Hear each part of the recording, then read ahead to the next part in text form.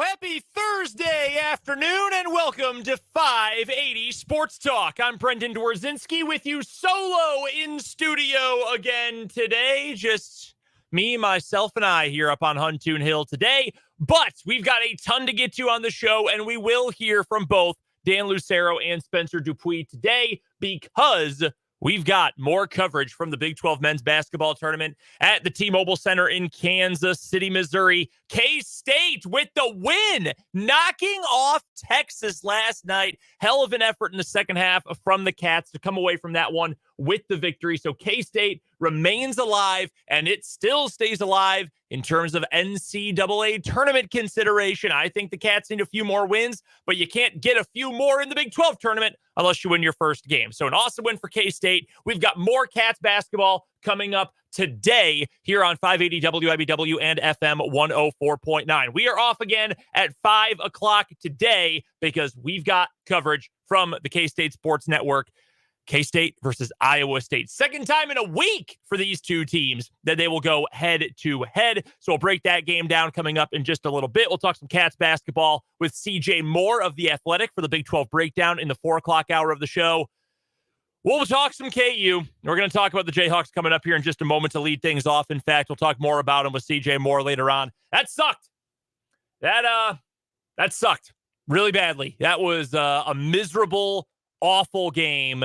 And just sort of a microcosm of what we knew could be the problems for this KU team this year and the problems that we had already seen come to fruition. All of those all flared up and reared their ugly heads as well. We'll break it all down. That KU lost by 20 to Cincinnati coming up here in just a few moments. Also coming up on the show today, as I mentioned, we're going to hear from both Dan Lucero and Spencer Dupuis. They are in Kansas City. Game 1 of the day from the Big 12 tournament already in the books. Texas Tech wins by 14 over BYU, 81-67.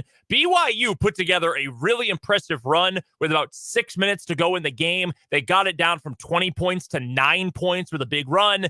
And then immediately, as soon as I referenced, hey, BYU's coming back, I had the game on in the office.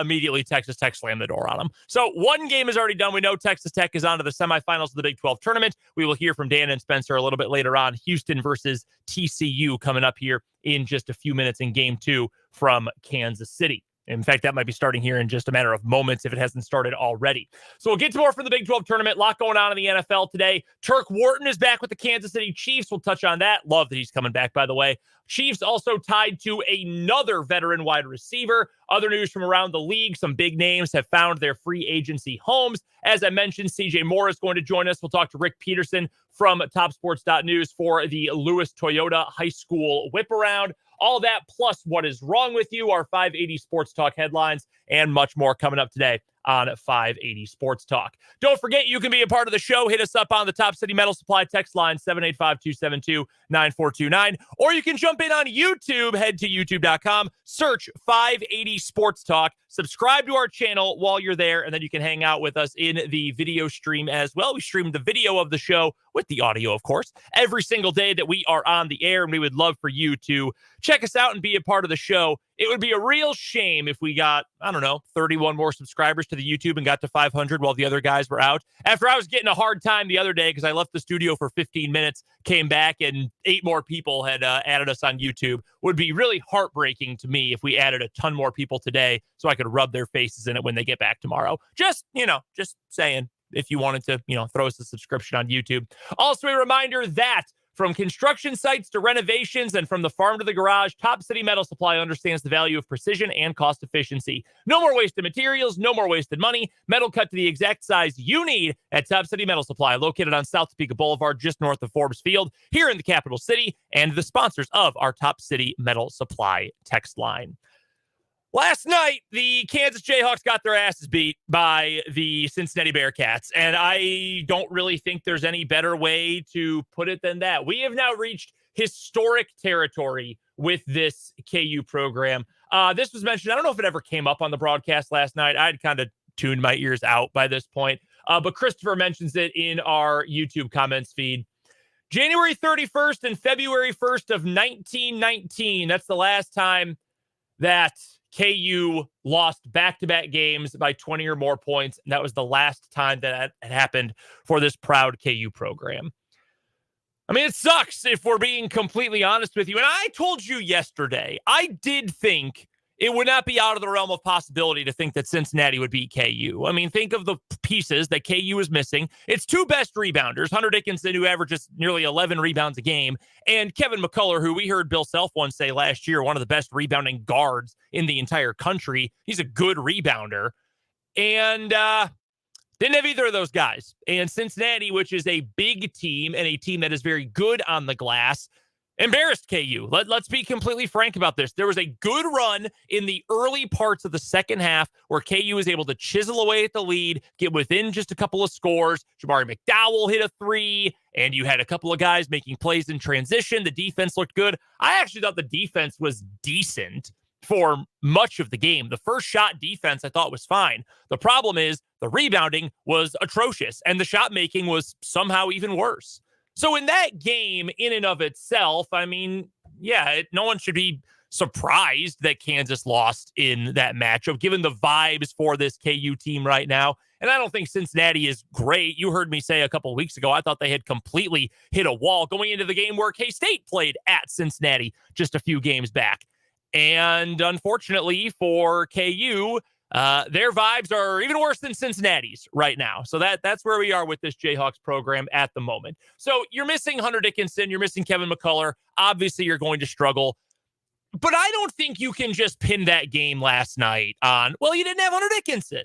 Well, you didn't have Kevin McCullough. Yeah, but guys, this is Kansas basketball. Two players being out, even if they are your two best players, and those are your two best players, that should not mean that you essentially are punting on the game. But that's effectively what that was for KU last night. I'm not saying that because I think they weren't trying. Of course the KU guys were trying, obviously. But you didn't have a chance offensively. You don't have anyone out there you can trust to make a shot. This is one of the best programs in history. One of the best programs still in the country, even with this being, by KU standards, a very down year. And you got nothing. KJ Adams, only player for KU to score in double figures. He had 22 points, and you can't trust KJ to shoot the ball from more than 5 feet away from the basket. And I love KJ Adams. I do. Love the energy, the intensity, the athleticism, the mind for defense, the willingness to defend, the energy plays he makes on both ends of the floor. He's got to be within 5 feet of the rim to shoot, and he's not a good rebounder. He had 4 rebounds in the game. I know Cincinnati's big. I know they're good on the glass. You've got to have your 5, even if he's a small 5 at 6'6", 6'7", whatever his official height is. He's not a good rebounder. And that killed KU. And it wasn't the only thing that hurt KU yesterday. Let's make sure that's clear. But it wasn't a good thing for the Jayhawks in that game. And which is then funny that I don't know if this is a conversation that people are having in real life, or if this is just a thing that has come up on social media over the last couple of days. People debating, would it actually be good if Hunter Dickinson came back, or should it be better? Would it be better for KU if he left? Which blows my freaking mind that that's even a conversation. A legit 7-foot-plus big man who has struggled to shoot the ball lately, let's not get it twisted, but who can shoot the 3, or at least has the mid-range game, who averages 18 and 11. And there are people who actually seem to think KU would be better off without him. Blows my mind that anyone would think that. But for now, that's another point that we'll put a pin in and get to once this season finally comes to a close, even though I think it is absolutely outrageous. But look at some of the guys who were on the floor last night, and you come to the conclusion, and again, I reiterate this because it is so mind-numbing and so jarring for this program. This is now 2 years in a row that KU is at a roster that just doesn't have good enough players to be a real contender. It's got a starting 5 that can compete with and beat anyone. And again, as I've been saying for weeks, KU has a better top-of-the-line resume of wins than anybody. Connecticut, Houston, very few teams have beaten either of those two teams this year. Tennessee, a Kentucky team that puts up 100 points a game, it feels like at this rate. This KU team can play with and beat anybody in the country. But as soon as you need anything from your bench, as soon as you need any kind of depth, or you run into any sort of adversity with that group, it all falls to pieces. No Hunter Dickinson, no Kevin McCullough. We've said what all year? If you get to a point where KU has to deal with injuries or major foul trouble in a game, what are you going to do? And in the case of last night, the answer is, well, you're going to get crushed. You're not going to have a chance. Just run through those guys who were out there last night. Again, nothing but love for KJ Adams, but he's not a good rebounder. And you need your 5 to be a good rebounder. And he can't shoot the ball outside of very close to the basket. I cringe every time he pulls up with one of those free throw line jumpers. It's just not a very efficient shot for him. Love Dajuan Harris, one of the best facilitators in the country, but he's had to do so much this year that it's led to more turnovers. And while he's really good at creating for others, he's not good at creating for himself, generally speaking. And when his floater's not working, it gets ugly on the offensive end. Johnny Furphy has completely hit a wall. I saw our guy Michael Swain over at Fog.net today mentioned that in his last, I think it's 11 games, Johnny Furphy is shooting 21% from three. For a guy who's supposed to be a great shooter and a great offensive piece, you've got to get more than that. And then look at the rest. Look at the depth. Nick Timberlake's been terrible. Save for 3 dunks and 2 or 3 games, he has been really bad transferring into KU. I feel bad for Marco Jackson because he's a 5-star guy and I want it to work. And by all accounts, he's a good kid who wants to get better. It's been bad, man. It has been bad this year. And I don't know if it's the role he's meant to be in or if he should have been, your 7th or 8th guy all year long, but he hasn't been that. And in the role he's been asked to play, it has not been pretty for him. Parker Brown, by all accounts, great dude. He's a glorified walk-on. He is. And any expectations higher than that, well, we're probably misguided. I love Jamari McDowell. Love this dude's energy. He's not ready. He's just not. Had that open rhythm 3 early in the second half that cut the lead down to a very manageable number when KU was trailing Cincinnati. He also had a 3 in the first half that, as Dan put on Twitter during the game, it might have killed someone if it hadn't hit the backboard. I mean, not even close. So I really like the potential with Jamari McDowell. He's just not there. And I know you had to limit yourself in scholarships this year if you're KU. But guys like Jackson and Timberlake not being anything close to what you hoped they would be, plus, and I don't need to rehash this much more, but the complete unmitigated disaster that was the Arterio Morris situation, because that's what it was. Unmitigated disaster. Part of your offseason plan on the perimeter was building your class around adding Arterio Morris to be your starting 2, and then Hunter Dickinson obviously down low. Hunter's worked out. He hasn't shot the ball well in the last month, but more than a month at this point, if we're being honest. But he's still a really good player, and he's been a really good piece for this team. He's a first-team All-Big 12 guy. He's a good player.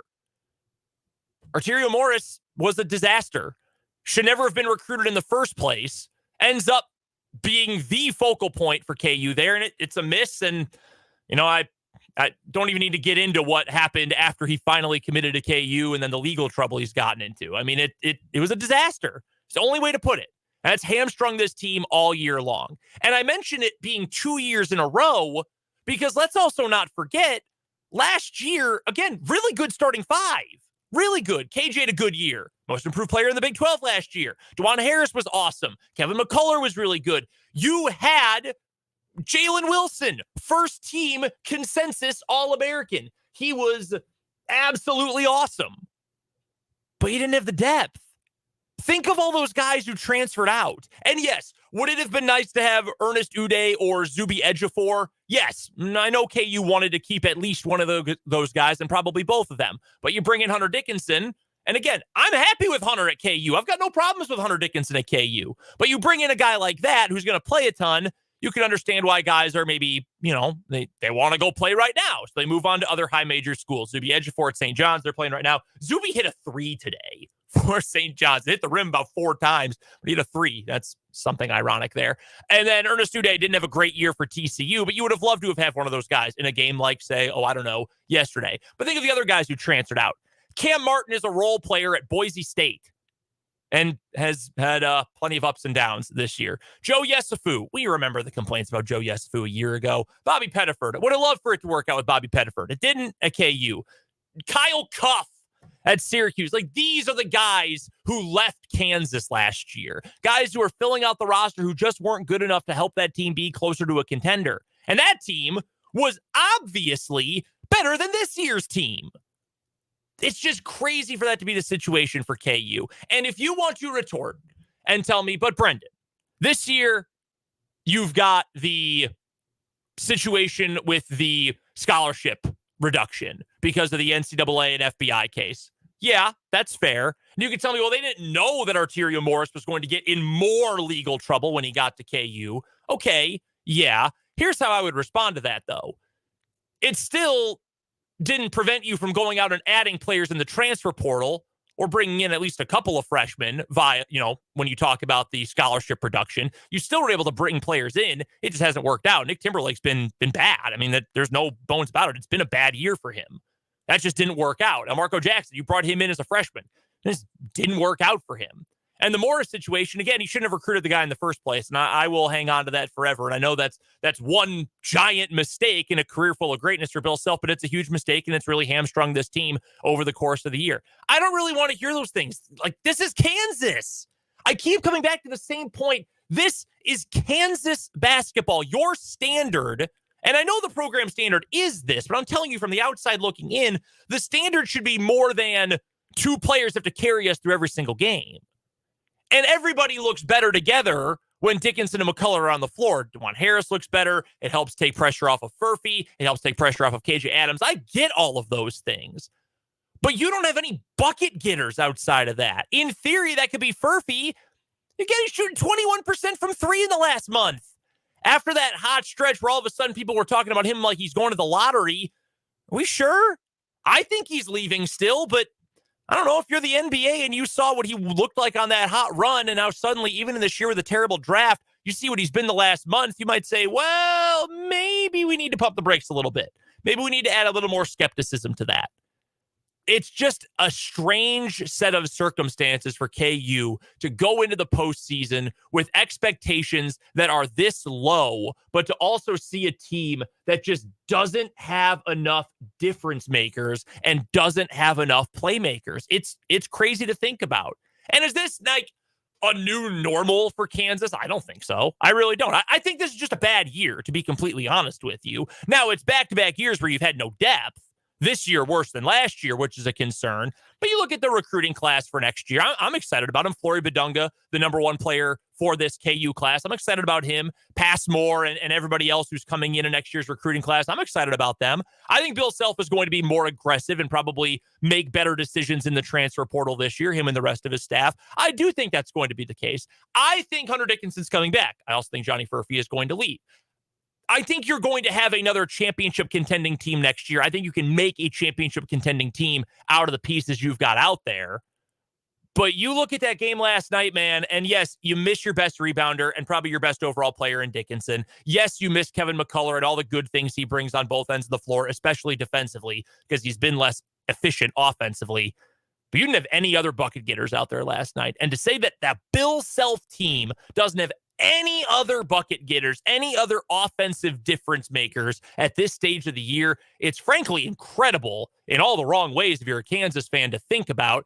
And you just have to hope that McCullough and Dickinson are both indeed as close to fully healthy as possible for the NCAA tournament to help you make a little bit of a run. And you have to hope that next year, come portal time, and with those highly touted recruits that are coming in, that some of those guys can be the difference makers that Kansas is sorely, desperately lacking at this time of year, which again is kind of crazy to think about for Jayhawks basketball, but it's the reality we're living with, and a reality that hit a lot of us, speaking for myself included, directly in the face when they got blown out by the Cincinnati Bearcats yesterday in the Big 12 tournament. We'll talk some more Big 12 tournament coming up in just a moment as Dan Lucero joins us from the T-Mobile Center in Kansas City. We'll also talk some K-State hoops later on in the hour, a basketball-heavy first hour of the show. K-State upsets Texas yesterday. Get another crack at Iowa State coming up tonight. We'll talk about all that coming up in this opening hour of 580 Sports Talk.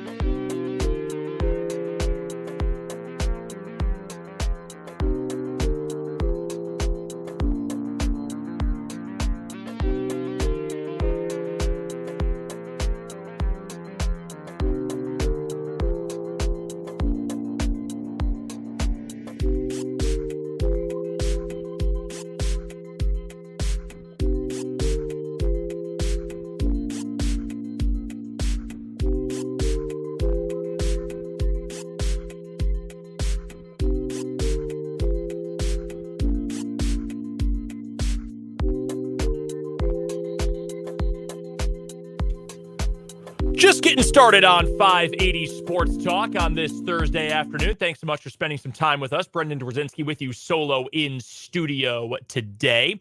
Don't forget that coming up next Tuesday, we will be live from Prairie Band Sportsbook at Prairie Band Casino and Resort in Mayetta, just about 20 minutes north of the capital city, up 75 Highway. It's going to be a blast as we get you ready for the opening 4 play-in games of this year's College Men's Basketball National Championship Tournament. And one awesome promotion that Prairie Band has for the start of the tournament coming up next week. So March 21st through the 24th, Prairie Band Hoops Madness. They've got these awesome packages that they have put together that include various like watch party groups. You can have them for, there's different levels of them, $100 level, a $600 level. You can go reserve your seats now over at the Prairie Band website. That is prairieband.com. But these various watch party packages come with Prairie Cash, a $25 free bet, food vouchers as well. They're awesome setups. We'll talk about them more when we're up there on Tuesday. That is Prairie Band Hoops Madness, the 21st through the 24th,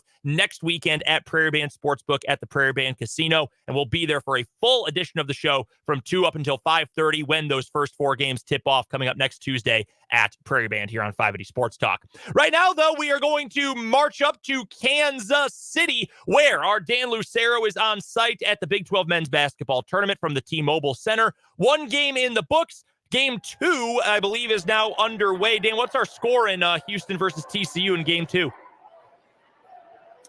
4.5 minutes in, Houston 7, TCU Zippo. We've got a rock fight, as you might expect, between these two teams. Yeah, not really a shocker there by any means. That first game today, Texas Tech takes care of business against BYU. Cougars made it a little bit of a game late in that second half before Texas Tech, slammed the door on them. That BYU team, I like that team. I like some of their talent. I think Mark Pope has done an awesome job with that BYU team this year. But they've got the opportunity, I think, to make a surprise run to a Final Four. I think they also have an opportunity to lose in the first round if they go cold.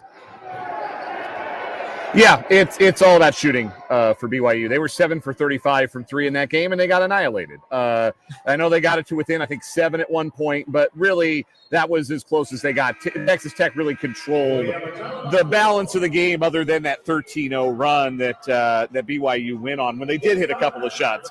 So, yeah, what it comes down to for BYU is either they're making threes or they're not. And if they're not making threes, they're not athletic enough, I don't think, to make up the difference, and could very easily get got by a 12 or an 11 seed in round 1. But if they get hot and they make 14 or 15 threes, just look at their games in Kansas this year. They lost at K-State because they didn't make any shots, and they beat KU at Allen because they did. So that's BYU. They're really a pretty easy team to figure out, all things considered. Let's get to the games from last night. Well, actually, first, I've got to ask, what did you end up indulging in from the Big 12 Eats?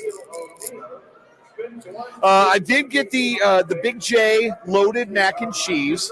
Was pretty impressed. I would have preferred a more substantial noodle. They went with elbow noodles. Maybe a shell would have held up a little better. Yeah. But it was tasty. Yeah, the fried onions were good. The brisket was solid. The barbecue sauce was nice. So, I give it a thumbs up. Well, I'm glad one thing for KU was actually good last night. Why don't we just start with the Jayhawks? That's how we led the show in the A block today, Dan. Just a butt-kicking. Cincinnati taking down Kansas. And I was talking to you about this earlier this morning before you guys took off for Kansas City. And look, I don't think that we are entering an era of KU being like a glorified mid-major program or a bottom-tier Big 12 team. I think next year this team is going to be a title contender again. And I think with a lot of these same players, KU is going to be a title contender again next year. But it's just jarring to see a full game where even without 2 great players and understanding that they would have changed the game at least somewhat, just seeing KU with no difference makers out there. There was no one in that game yesterday who you looked to and said, you know what, if so-and-so puts the game on their back, KU's got a chance. There was no one you could rely on to do that. Yeah, nobody really capable of doing that. That's not DeJuan Harris's game. That's not KJ Adams' game. Those guys are really, really talented second banana type players, or really third or fourth banana type players. Like, if KJ Adams is your third best player, you can have a really, really good team if your first 2 guys are go-to scorers, bucket getters, and for KU, that's the case. But Yeah, it's just the strangest thing to me to watch a Kansas team without their two leading scorers, and then you have no scorers beyond that. You have nobody else who can go get you a bucket, nobody who can create their own shot, nobody who's going to be a reliable source of consistent offense that's anything more than 2 feet away from the rim. Like KJ Adams is a good finisher, and he got some tough hoops and tied a career high with 22 points, but there's just nobody out there who's going to go get a bucket, and it's really jarring that Kansas is short on those guys. That might have been the least talented Kansas team to take the court in a game since Ted Owens was a coach. Like I don't know we've ever seen that in our lifetimes, Brendan.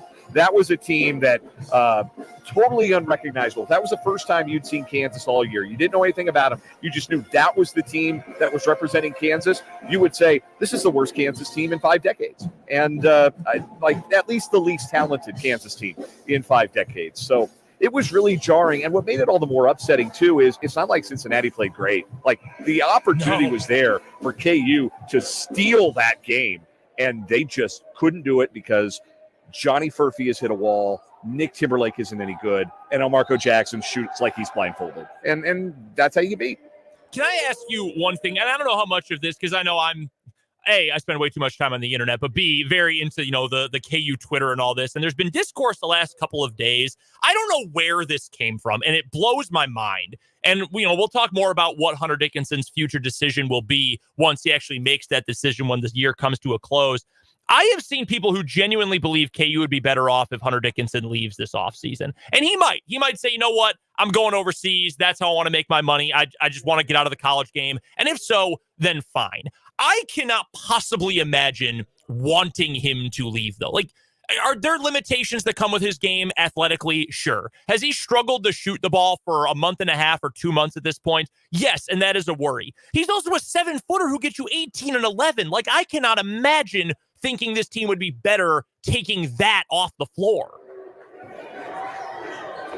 Yeah, you see how much they missed him last night. I mean, they didn't have anybody to throw the ball into to really be a big-time threat. Yeah, 7'2" guys with touch do not grow on trees. There aren't many of those guys. So, no, if Hunter Dickinson wanted to come back next year, Kansas, I would think would welcome him back with open arms. That just feels like common sense to me. I don't understand the anti-Dickinson backlash. There's been some anti-McCullough backlash this year too on certain segments of KU Twitter or however you want to put it. It doesn't wash with me. Those are two really great players. You see what it looks like without them for KU, and it wasn't real pretty. By the way, Houston now up 11-0. Houston has 11 points. TCU has taken 11 shots, missed them all.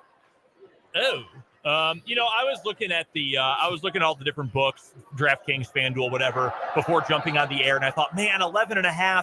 If the number was still 10.5, I'd take Houston. I don't know about 11.5. Apparently, I was dumb because TCU might not score the entire game, so I'm kind of regretting not pulling the trigger on that one. We're joined by Dan Lucero, by the way. He is live along with Spencer Dupuis at the Big 12 men's basketball tournament in Kansas City at the T-Mobile Center. All right, let's get to some positives here, right? Let's talk about some Kansas State basketball, and it looked ugly in the first half last night. Down 10 against Texas. K-State turning the ball over, doing what the Wildcats have done that have made them struggle throughout the year. And then in the second half, they hit the freaking gas, man, and they were awesome. Texas also, for their part in this, was decidedly not awesome in that game. Just a really impressive effort, though, from K-State. What stood out to you about the way the Wildcats were able to bounce back in that one, Dan? Well, 3 things were different in the second half than they were in the first. Number one, Arthur Kaluma was on the floor. He was in some foul trouble in that first half, and he played the bulk of the second half and had 12 of his 14 points. And he's a really good player. He's a flawed player. Most players have their flaws. Kaluma's not alone in that, but he's a good player. He can get downhill, get to the rim, create his own offense. He's a decent enough shooter that you have to respect his threat. He's big enough to be a good defender. He's a really useful player, and Kansas State missed him when he wasn't on the floor for a big chunk of the first half. So him being out of foul trouble and playing in the second half, that was a big deal. The second thing, Day-Day Ames played his best half of basketball as a Kansas State Wildcat. I have thought he has gotten better and more confident as the season has gone on, and I really felt like he played well against in that game last night against Texas. Played confidently, got to the rim, scored some big buckets.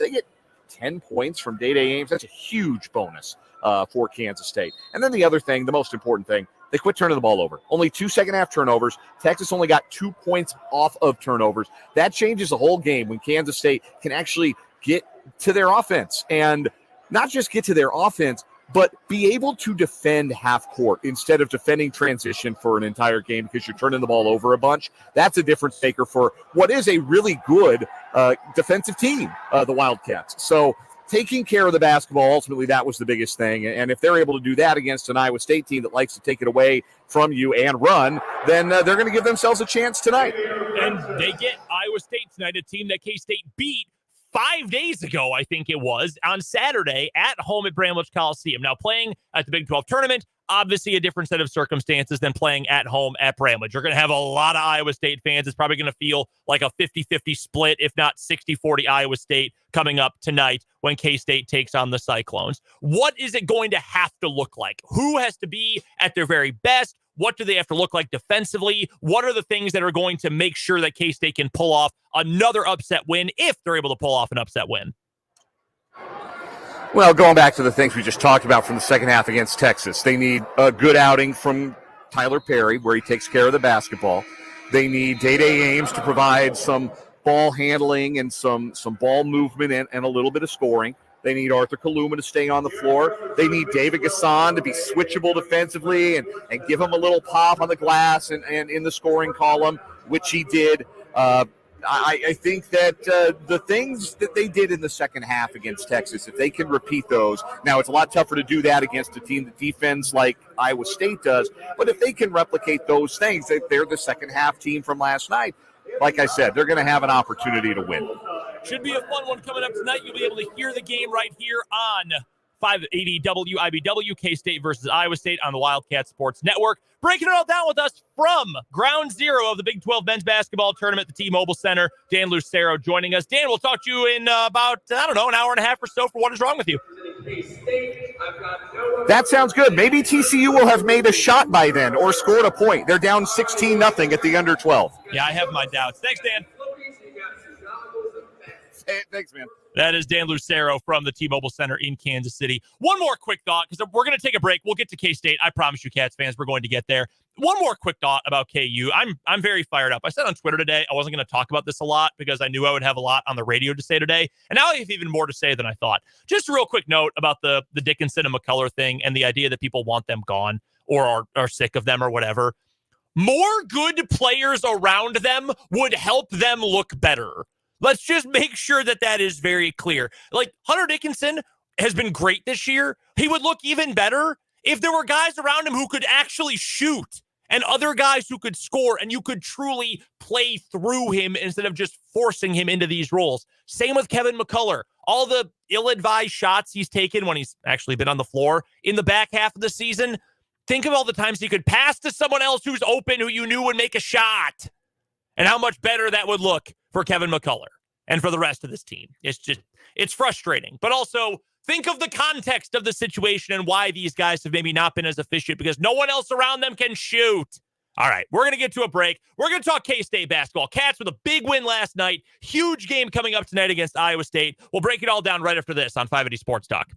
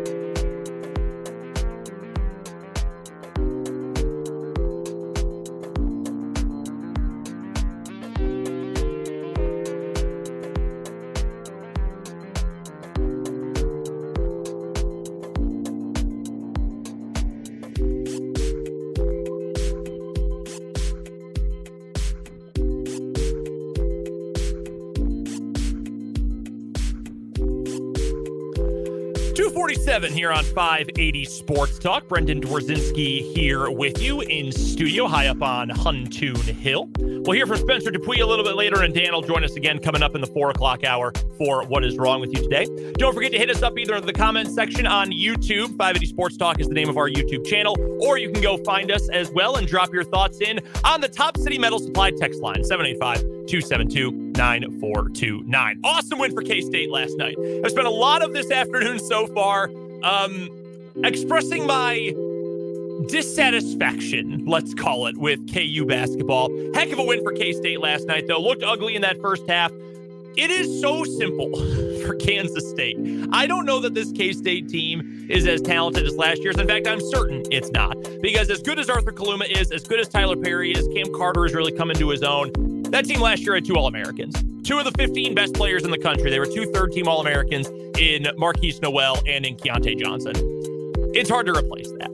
But this K-State team would have had a much better year. I mean, realistically, just truthfully, when you go 8-10 in league play and you are absolutely horrendous when it comes to taking care of the ball, don't you think that with even average turnover margins, you could have won with multiple one-score losses? Let's remember, you could have won 2 of those games that you ended up losing, and maybe you finished the year 10-8 in the Big 12 as opposed to 8-10 and with a bad non-conference schedule now fighting for your life for the NCAA tournament. I would say so.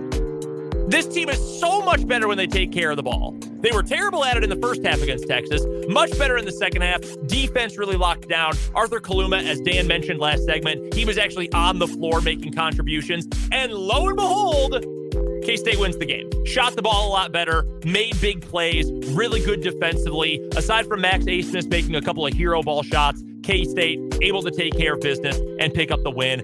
That's an awesome win for K-State. And again, like we talked about on the show yesterday, backs against the wall is a good spot for K-State to be. This group, this set of guys on this roster, they respond well to being in those kind of pressure-packed scenarios, and they have for a couple of weeks now, for the most part, with a few notable blemishes, getting blown out at Allen Fieldhouse, which no one was surprised by. And, well, I was surprised it was a blowout, but no one's surprised they lost at Allen Fieldhouse, and then that one-score loss against Cincinnati, when, again, K-State could not stop turning the ball over. You flip it around, you win 2 more games, K-State's in the field right now. They are in the NCAA tournament field right now. You look at a few different places. They're either in the first 4 out or the next 4 out. Bart Torvik actually has K-State right now. That's one of the analytical models, one of the analytics college basketball websites. Actually has K-State on the 11 line right now. That's possibly playing in Dayton in the first 4 coming up next week. You'd be in the field if you flip that around. So now let's take that effort yesterday for K-State and a couple of very impressive individual efforts and move to tonight. You get Iowa State for a second straight time, or a second time in a week. 2 of your last 3 games will have been against the Iowa State Cyclones. K-State was the better team for close to 40 minutes on Saturday. Iowa State made a run at the end of the game. K-State struggled to hang on, but K-State, for the majority of Saturday's game at Bramlage Coliseum, was the better team on the floor than Iowa State was. Can you replicate that against Iowa State? I have a very similar feeling about this game that I did about that game yesterday against Texas. I would not pick K-State to win this game. One, Iowa State is better than Texas is. They're good defensively. They've got good offensive playmakers. They're right now a top 10 team in the country, at least according to the AP Top 25. They're probably going to be a top 2 seed, a 2 seed in the NCAA tournament at this rate. I think Iowa State is going to win this game today. But would I be surprised if K-State won? No! Absolutely I would not be. Because K-State, when it is actually treating the ball with care and respect and treating possessions like they matter every time up and down the court, has enough playmakers that they can win any game. Who have they beaten this year? Iowa State beat Kansas. And, talking about Kansas being down, yes, I know, but that's still a tough matchup when KU historically has beaten up on K-State, at least for the last 35 plus years or so.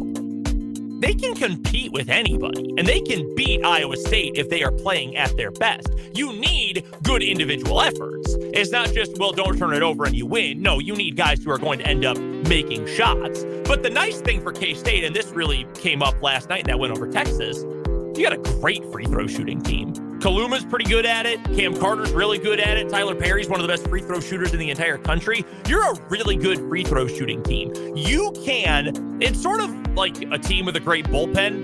If you want to locally tie it back to those championship contending Royals teams, you can shorten the game, so to speak, when you've got really good free throw shooters, because you can essentially just, every time they try to foul you and send you to the line to extend the game, you can shorten it right back up because Tyler Perry's not missing. Most of the time, Cam Carter's not missing. More often than not, Arthur Kaluma is not going to miss. You've got good free throw shooters on this team, as long as, it's not David Gasson who is shooting all of them at the end of the game. So you've got some things late game that make you feel pretty good about your ability to put a game away. So can you put together a strong first half? Can you get to the under 8 timeout of the second half right in the thick of things? If so, K-State can win this game. There's no doubt in my mind K-State can win. Now, again, I like Iowa State to win. I would give Iowa State the nod in this game. I think the spread is 7.5. That feels probably about right based on what these teams have been over the course of the year. You could talk me into taking K-State as a 7.5 point dog. You could. I don't know that I would take it. I don't know if I'm going to bet on that game. You could talk me into that with this K-State team, but you've got to shoot the ball efficiently. You need Tyler Perry to make plays and, again, take care of the ball. Cam Carter has got to be aggressive and confident, but like an intelligent confidence on the offensive end. I'm not saying he's ever unintelligent, but you know what I mean. Basketball IQ kind of intelligence. That's what you need out of Cam Carter. Your bigs have to be competent in this game. Another one of those double-digit rebound games from David Gasson, who's been playing his best basketball as of late. Would love to see that. And again, Arthur Kaluma on the floor, given his scoring prowess, you got to see that. So K-State's got to be really good. It can't just be get by and don't turn it over and you win. No, K-State's got to be really good because this is a good Iowa State team on both ends of the floor. But the avenue is there. The opportunity is there for Kansas State. And I hope K-State wins, because then we'll get a little more Wildcats basketball. That's going to help them improve their standing for the NCAA tournament. I'm a little surprised that the bracketologists have them this close to the field at this point, given some of the other metrics, the non-conference strength of schedule included. But hey, if they're already flirting with the bubble, maybe one more win over a top 10 team like Iowa State tonight will be enough to push K-State all the way on.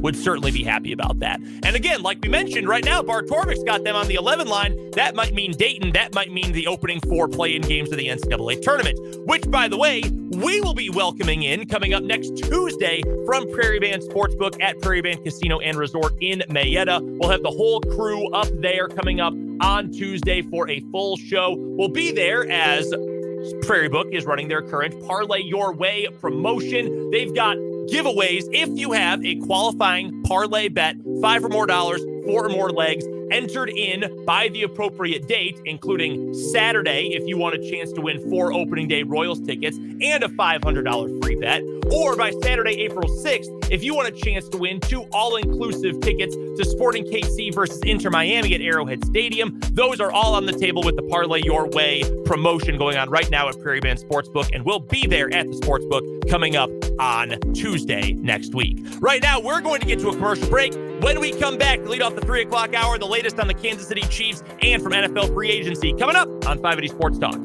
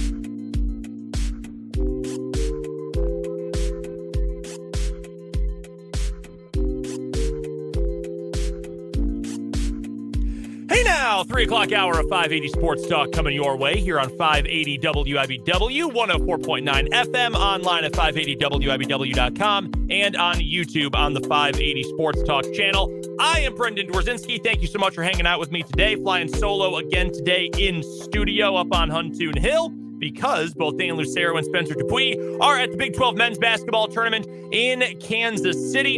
Game 1 of the day has gone final. That was Texas Tech knocking off BYU. I keep wanting to say TCU. BYU by 14 points. I believe it was 81-67 as the final score. TCU not doing so well either in their game right now. It took them 9.5 minutes to score a point in this game. We are now down to 3.5 minutes left in the first half. Houston leads 24-11. Houston, really good, in case you were curious about that.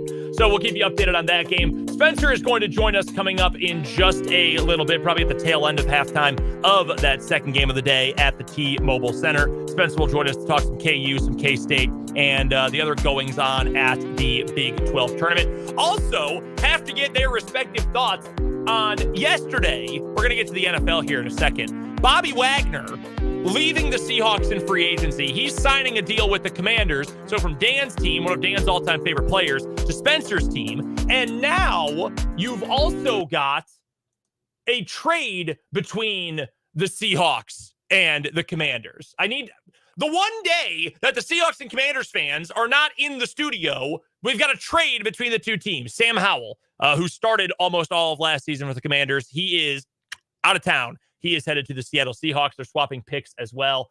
I need more. I need more details from the guys. It's going to be old news by the next time I see them in studio. So we'll get Spencer's take on that when he joins us coming up in just a little bit. Also, I goofed last hour. Had the music playing on the YouTube stream. I'm sorry. I'm asking for people to come join us on YouTube, and then I had background music playing over the entire thing. So my apologies. It's been fixed, though. The intern responsible has been fired. Just kidding. Please don't fire me. That's what I'm hoping for.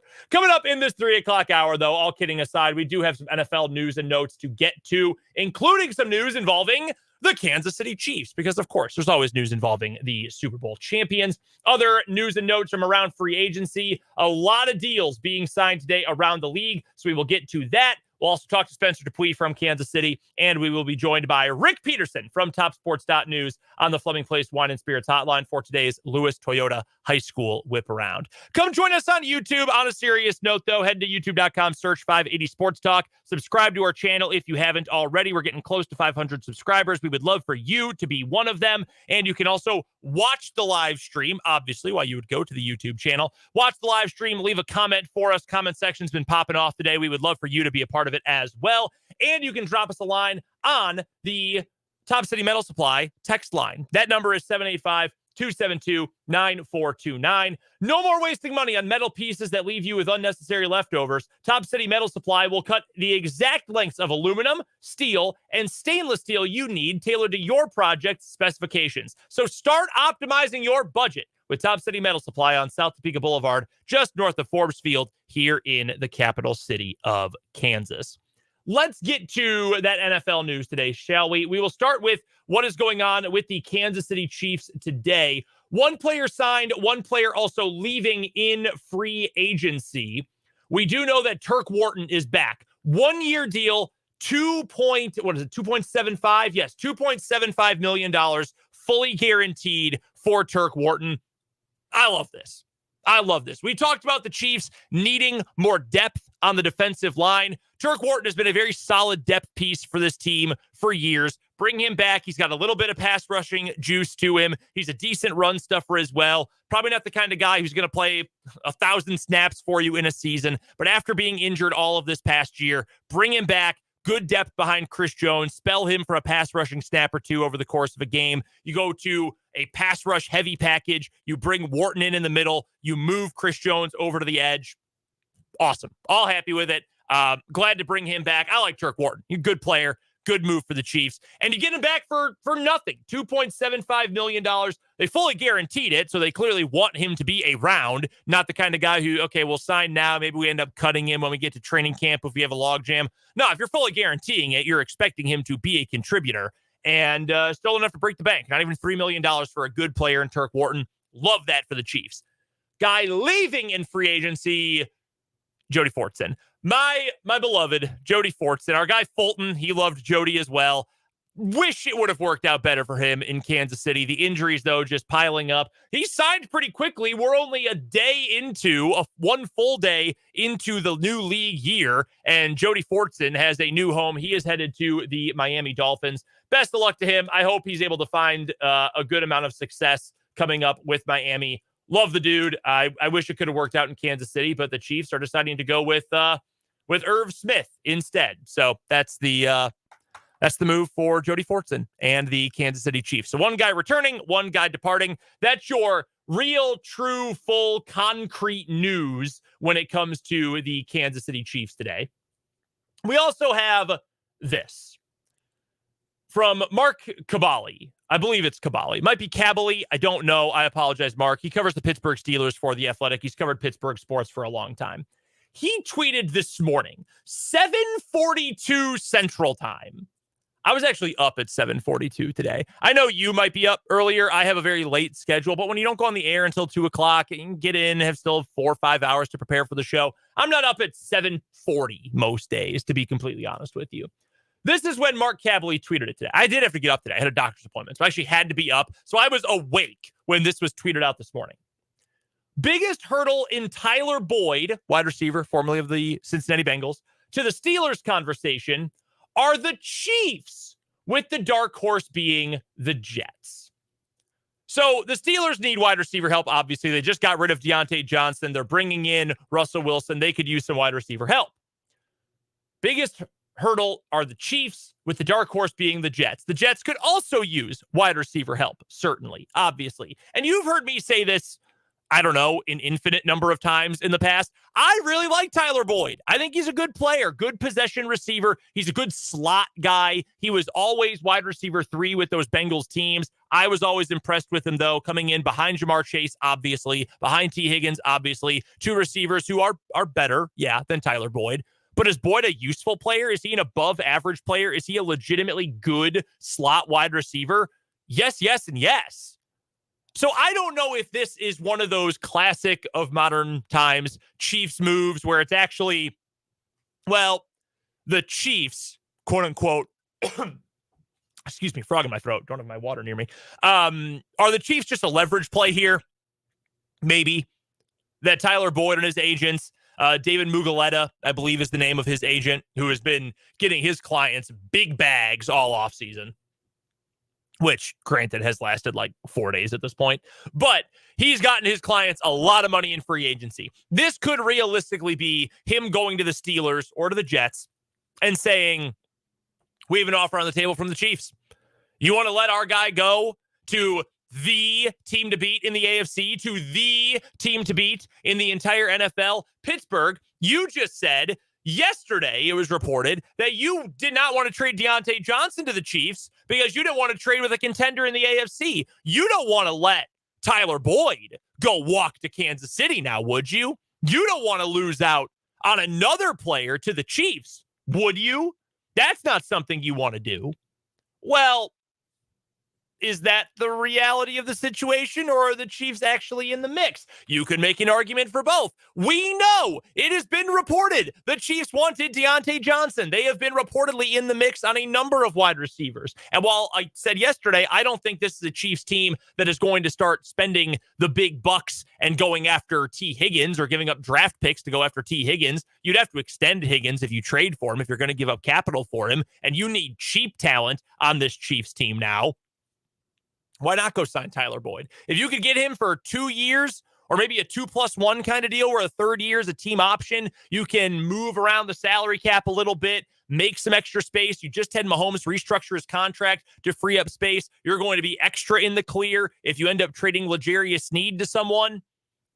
Why wouldn't you go out and make a move for Tyler Boyd? Now, my guy Ron Kopp, who writes for Arrowhead Pride and does a lot of their film study and does a lot of work over for those guys at SB Nation, said that he doesn't think Boyd is really a natural fit for the Chiefs. He doesn't really fit the mold of a receiver that the Chiefs generally like to go after. And while I understand that and totally respect Ron's opinion, he does a really good job, really, really good job over at Arrowhead Pride. I am of the opinion at this point that the Chiefs, while it might not fit their normal thresholds, you're looking at a known commodity here. You're looking at a guy who's got a body of work, who has been a producer in the past. And would Tyler Boyd be an asset? Is he a good player who would help a weak wide receiver room, even if he's not a perfect fit for your normal takes, your normal guys you add to that room? I would say yes. I would absolutely say yes. Now, he's also a little bit older. So, again, you're probably not looking at a long-term deal. And knowing, honestly, that he's going into his age 30 season, you're probably looking at no more than a 2-year deal. But here are the numbers Boyd has put up in the last few years since Joe Burrow got there. Okay. So the 2020 season onward, 841 yards, 828 yards, 762 yards. Last year was the lowest since 2017 when he went for just 667 yards on 67 catches, just a tick under 10 yards a catch. But in these 4 years, he's averaged 10 yards, 13 yards, 12 and a half, 10 and a half yards per catch. They're pretty good. You don't need to sign a guy who's going to come to Kansas City and start putting up bonkers numbers. You don't need that out of a receiver who you would sign in free agency. You need 500 to 800 yards that you can rely on. Can you play every game of the year? He has played, and I would consider a full season to be 15 to 17 games. Either play every game or don't miss more than 2. I would consider that a full season. He has played since 2019, 15 or more games every single year. He has caught 58 or more balls each of the last 6 years that he's been in the NFL. He's got a couple of 1,000-yard seasons in there from the last 2 years before T. Higgins, Joe Burrow, Jamar Chase all got there. He's a good player.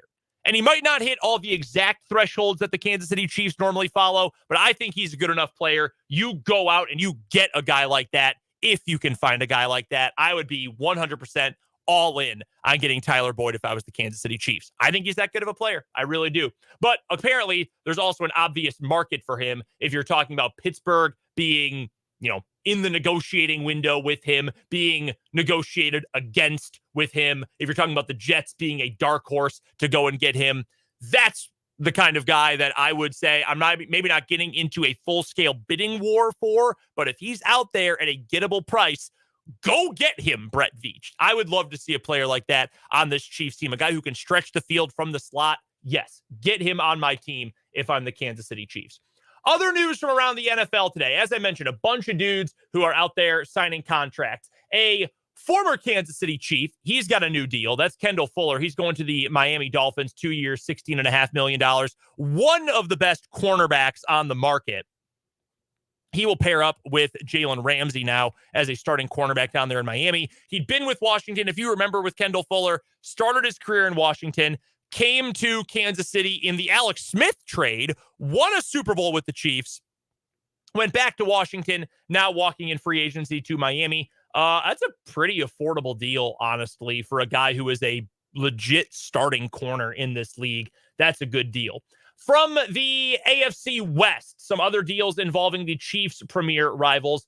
Joey Bosa was thought to be a likely trade candidate because the Chargers were in such cap hell coming into this year. He was a considered trade candidate. Khalil Mack, who we talked about yesterday, he was considered going into the offseason as a trade candidate. Well, yesterday, Mack reworks his contract, saves the Chargers some money against the cap. He's going to stay with Los Angeles. The same can now be said for Joey Bosa, who instead of a trade or cut candidate is also reworking his deal. He will be back with the Chargers this year. Don't have the exact numbers on that right now. I think it's been a successful couple of days for the Chargers, honestly. I know they haven't made any huge moves so far, and they did have to cut Mike Williams. They did add some running back depth as well yesterday, or was that earlier in the week? I don't remember exactly. But if they're able to find a way to, bring in Jim Harbaugh, who's a real coach. I don't love the Greg Roman hire, but you bring in Jim Harbaugh. That's obviously a plus for that team this offseason. You only have to move on from Mike Williams. You get to keep your other guys. Keenan Allen for now seems like he's going to stick around. You know you can keep Khalil Mack on the defensive side of the ball. You know you can keep Joey Bosa on the defensive side of the ball. A pretty good offseason, all things considered, I think, for Los Angeles. I don't want to buy into the Charger hype. I'm not going to. I think if you're a football fan and you've been a football fan longer than like 8 minutes, you know not to buy all the way into Charger offseason hype. I would stay very tepid in my expectations for them, but they certainly haven't gotten worse, which is a good thing. The Raiders, I don't know. I mean, Gardner Minshew at quarterback at least is going to battle with Aiden O'Connell coming up next year for that starting job. It could be worse, could be better, certainly, but could be worse. Again, I don't think they're going to be great. I think they really improved their defensive line, going out and getting Christian Wilkins. I think that was a big win for the Raiders for sure. I don't think either of those two teams is going to challenge the Chiefs by any means. I think you're a fool if you do think that. I mean, use all the data we have over the last few years. I think it would be foolish to consider that. And the Broncos are, I don't know. I don't know what to say the Broncos are doing. They got off of Russell Wilson. That's a positive. They owe him $85 million. Well, I'm sorry, 83.7 or whatever it is. That's not so good. I don't know what the Broncos are doing, but some smart, savvy business moves by the Chargers today. Is it going to help them win anything? I doubt it, but business-wise, it's a smart move, helps them in what has been a, I think, generally positive offseason. Again, yeah, Jim Harbaugh as your head coach. You move off of Brandon Staley. Yeah, you did something right if you are the Los Angeles Chargers. Other moves around the league today. Had a couple of trades. Mentioned the one at the top of the hour, Sam Howell being traded by Washington to Seattle to be their new backup quarterback. So the Seahawks get Sam Howell, a 4th rounder and a 6th rounder. They send the Commanders a 3rd rounder and a 5th rounder. They're pretty good. They're a pretty good piece of business if you're Washington. You knew Sam Howell was out. You're not keeping him around.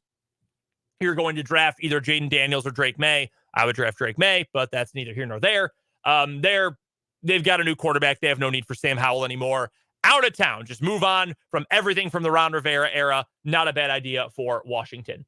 A move that was just reported here from a couple of different outlets, including Ian Rappaport of NFL Network. How about the Jacksonville Jaguars finally making a good move in free agency? It sounds like they are going to add Eric Armstead from the San Francisco 49ers, who was a surprise cut. He's got a $23 million dead cap hit to the 49ers. They only save about $2 million by letting him go. I really don't understand this move at all, why the 49ers let him go. They wanted him to rework his deal. He said no, so they just outright cut him. Again, very strange. A good player. Maybe not as great as he was a couple of years ago. Still a really good player. That's going to help Jacksonville. They need some help defensively up front, especially. They had a ton of money to blow. Obviously, they wanted to bring back Calvin Ridley. Couldn't do that. He ends up in Tennessee instead. So Jacksonville ends up spending that money instead on Eric Armstead. Don't have a number for him yet. I'm sure we'll find out what he is owed coming up here soon. I imagine he probably got multiple years on the deal too, if I had to guess.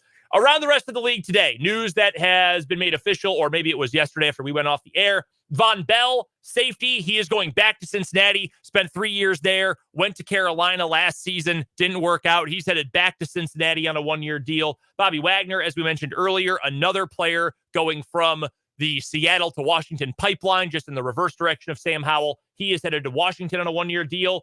Joe Flacco, the NFL Comeback Player of the Year. He is headed to Indianapolis. He will back up Anthony Richardson there. I think there are two schools of thoughts when it comes to backup quarterbacks. I kind of like the one that Indianapolis is running with. You can either have two quarterbacks who have very similar skill sets, so you really don't have to change much out of the playbook when you go from your starter to your backup, or you have a complete curveball, a complete and utter change of pace from one to the other. And that's Anthony Richardson and Joe Flacco. Because aside from being big, those two guys are nothing like one another at all at this point of their career, or frankly, any point in their career, because Joe Flacco is never exactly a super athlete in terms of mobility. So Joe Flacco is headed to Indianapolis. That is where he will back up Anthony Richardson next year. But for a guy who already missed a large portion of his first season due to injury, had some concussion problems as well, might as well get a decent backup. And Flacco proved he's at least decent this past season when he joined the Cleveland Browns. The Pittsburgh Steelers, they've been busy. They signed Deshaun Elliott, safety, to, I believe that was a 1-year deal. And a trio of moves today in the NFC North. None by my favorite team so far, the Green Bay Packers, who I think have had a pretty good free agency period so far. The Detroit Lions made a good signing. They signed DJ Reader. Good player, 2-year deal. He leaves Cincinnati. Detroit had major needs on their defensive line. They get a very solid, above-average player in DJ Reader. That's a win for Detroit. They have been run very well over the last couple of years, which is crazy to be said. The Chicago Bears signed a new center. They cut former Kansas State Wildcat Cody Whitehair earlier this offseason. They are going with Coleman Shelton, who was the center for the Rams last year. He gave up more pressures of his quarterback than any other center in the NFL, 34 of them. Bears signed him today. I find that to be very funny and a very Bears move. The Minnesota Vikings, they continued adding bit players to their defense. They signed defensive lineman Jerry Tillery. If you know anything about Jerry Tillery, you would know all of his teammates hate him. Everywhere he's been, his teammates have hated him, including the Chargers. If it happens in Minnesota too, as someone who hates the Minnesota Vikings, I would find that to be very funny. So those are your latest updates. Oh, I forgot one. Another trade today. It's been a busy day with a lot of, again, bit players. Desmond Ridder, one of the worst quarterbacks I've ever watched in the NFL in my entire life. He has been traded to Arizona in exchange for wide receiver Rondale Moore, a 1-for-1 player-for-player trade. You don't see that a lot in the NFL. Ridder stinks, but he's going to be the backup for Kyler Murray. Sure. I mean, he's got 2 years left on his rookie contract. Not bad as a backup quarterback, all things considered. Rondale Moore has never quite worked out the way I thought he would in Arizona, but add another weapon for Kirk Cousins in Atlanta. I actually like that trade a lot for both sides. I think that's kind of a win-win deal for two replacement level players. Now we owe you a commercial break. When we come back, we're going to get our notable Washington Commanders Beltway Politics insider, Spencer Dupuis, on the horn from Kansas City. He'll join us to talk some Big 12 tournament as well. Plus, Rick Peterson will join us a little bit later on this hour for our Lewis Toyota High School Whip Round. All that's coming up in this 3 o'clock hour of 580 Sports Talk.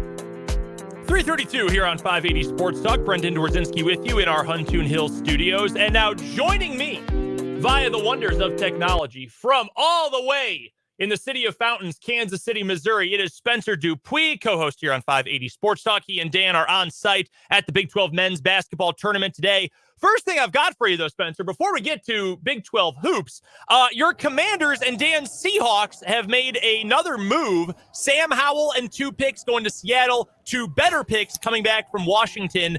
What is the reaction, A, for you, for your Commanders, and B, what was Dan's reaction when this news broke? I am psyched. I think this is good. Sam Howell is going to be the third-string quarterback. They brought in Mariota, I think $5 million, so he was definitely going to be the third string this year. Dan made a joke about basically him coming in and Seattle liking to have just random people like Drew Lock. Drew Lock left. Now you bring in a guy like Sam Howell. Sam Howell, pretty good arm. Threw for over 4,000 last year, but was sacked a ton. He's going to be a backup there for Seattle. But I think, on the Commander side of things, they now have 6 picks in the top 100. They've made the most acquisitions here at the free agency timeline. And, they're really, really trying to flip this franchise around. And I think they're doing a great job so far. Obviously, wherever they go at 2 for a quarterback remains to be seen how that quarterback's going to do in the league. But I think, if you're Dan Quinn and you're this whole new regime, you're looking positive right now by doing the moves that you've made so far. Yeah, hard not to be at least somewhat positive if you're the Washington Commanders right now. I was saying, the one day, back-to-back days, you guys are gone. Yesterday, it's Bobby Wagner from Seattle to Washington. Now it's the trade between Washington and Seattle. You guys aren't even here to talk about it in studio. As for the Big 12 basketball tournament, Spencer, I just asked you off the air, has this TCU performance been as bad as the score indicates? Yeah, it really has. They haven't hit a 3 yet. Not even 1 3. They're 7 of 37 from the field. I walked away. They just started the second half. So, maybe they've scored more than 15 points, but I don't know. I don't have the score in front of me. But, yeah, it's been pretty bad. Dan was on with you while it was like 11-0. So, I thought it was going to get a lot worse, to be honest with you. Yeah, 31-15 a minute into the second half. That is horrific. That is absolutely disgusting. Last night's action. Let's start with the good here. Let's start with K-State. What impressed you the most, Spencer, from that K-State comeback in the second half? The turnover, the lack of turnovers after the turnovers, the key turnovers they had in the first half. Tyler Perry said it he was asked in post game about, what was the difference. He said, well, I didn't turn the ball over. And then Tang basically said, thank the Lord. So, turnovers were key, and only turning the ball over twice in the second half, along with, having good minutes from your guys off the bench to come in when, Tyler Perry needed the second to get off the court. Your guys down the line are playing well at the best time, and for K-State, that's what they need. You look at the bracketology. A lot say they still need, to get a win tonight. Well, they beat Iowa State over the weekend. Can you beat them twice in 7 days? That's going to be a hard thing to do, especially with how Iowa State's been playing. As for that game coming up tonight, I asked Dan about it earlier, and I told him, and I said on the show earlier too, I think K-State certainly can win. I'm going to pick Iowa State in this game. I think K-State's got a real chance, though. Is it just as simple as, obviously the guys have to play well, but assuming you get good games from Carter and Kaluma and Gassan and certainly Perry, if they play well, is the one big and maybe only difference maker going to be whether or not they turn the ball over? Yeah, I think that's plain and simple. If you don't turn the ball over, I wouldn't say it's the one thing. If you don't turn the ball over and you make shots, that's going to be the key to victory tonight. I think if you make shots, you're going to stay in the game, and we saw it last night. I think we've seen it in almost every single Big 12 game here at the tournament so far, all but maybe 1 or 2, of just the runs that teams that are down at half make to at least make the game look respectable at some point, where there's still, there's a chance, like 10 minutes left, a team cuts it from 18 all the way down to 10 or even into single digits. If you're down a half and you can repeat what you did last night, that wouldn't be the worst thing in the world. But I mean, it's going to be hard for them to get into the tournament if they don't win tonight. Last thing before we let you go, Spencer, your pepperoni roll yesterday. I know that is a West Virginia staple. I know you tweeted about it. Yay or nay on the Big 12 Eats pepperoni roll? Nay for the price, $15 for that. It did give me a little nostalgia, so I did rank it slightly higher on my scale because of the nostalgia it brought me in that aspect. But too much bread, too little pepperoni and cheese. Clearly, this was a pre-made thing that that they had stocked up on, and they just put not enough within the hoagie roll. Disappointing. Well, hopefully something better today on the Big 12 Eats menu. Spencer Dupuis joining us from the T-Mobile Center in Kansas City. Spencer, enjoy what will hopefully be some better basketball the rest of the day. All right, see you, Brennan. That is Spencer Dupuis from the T-Mobile Center in Kansas City.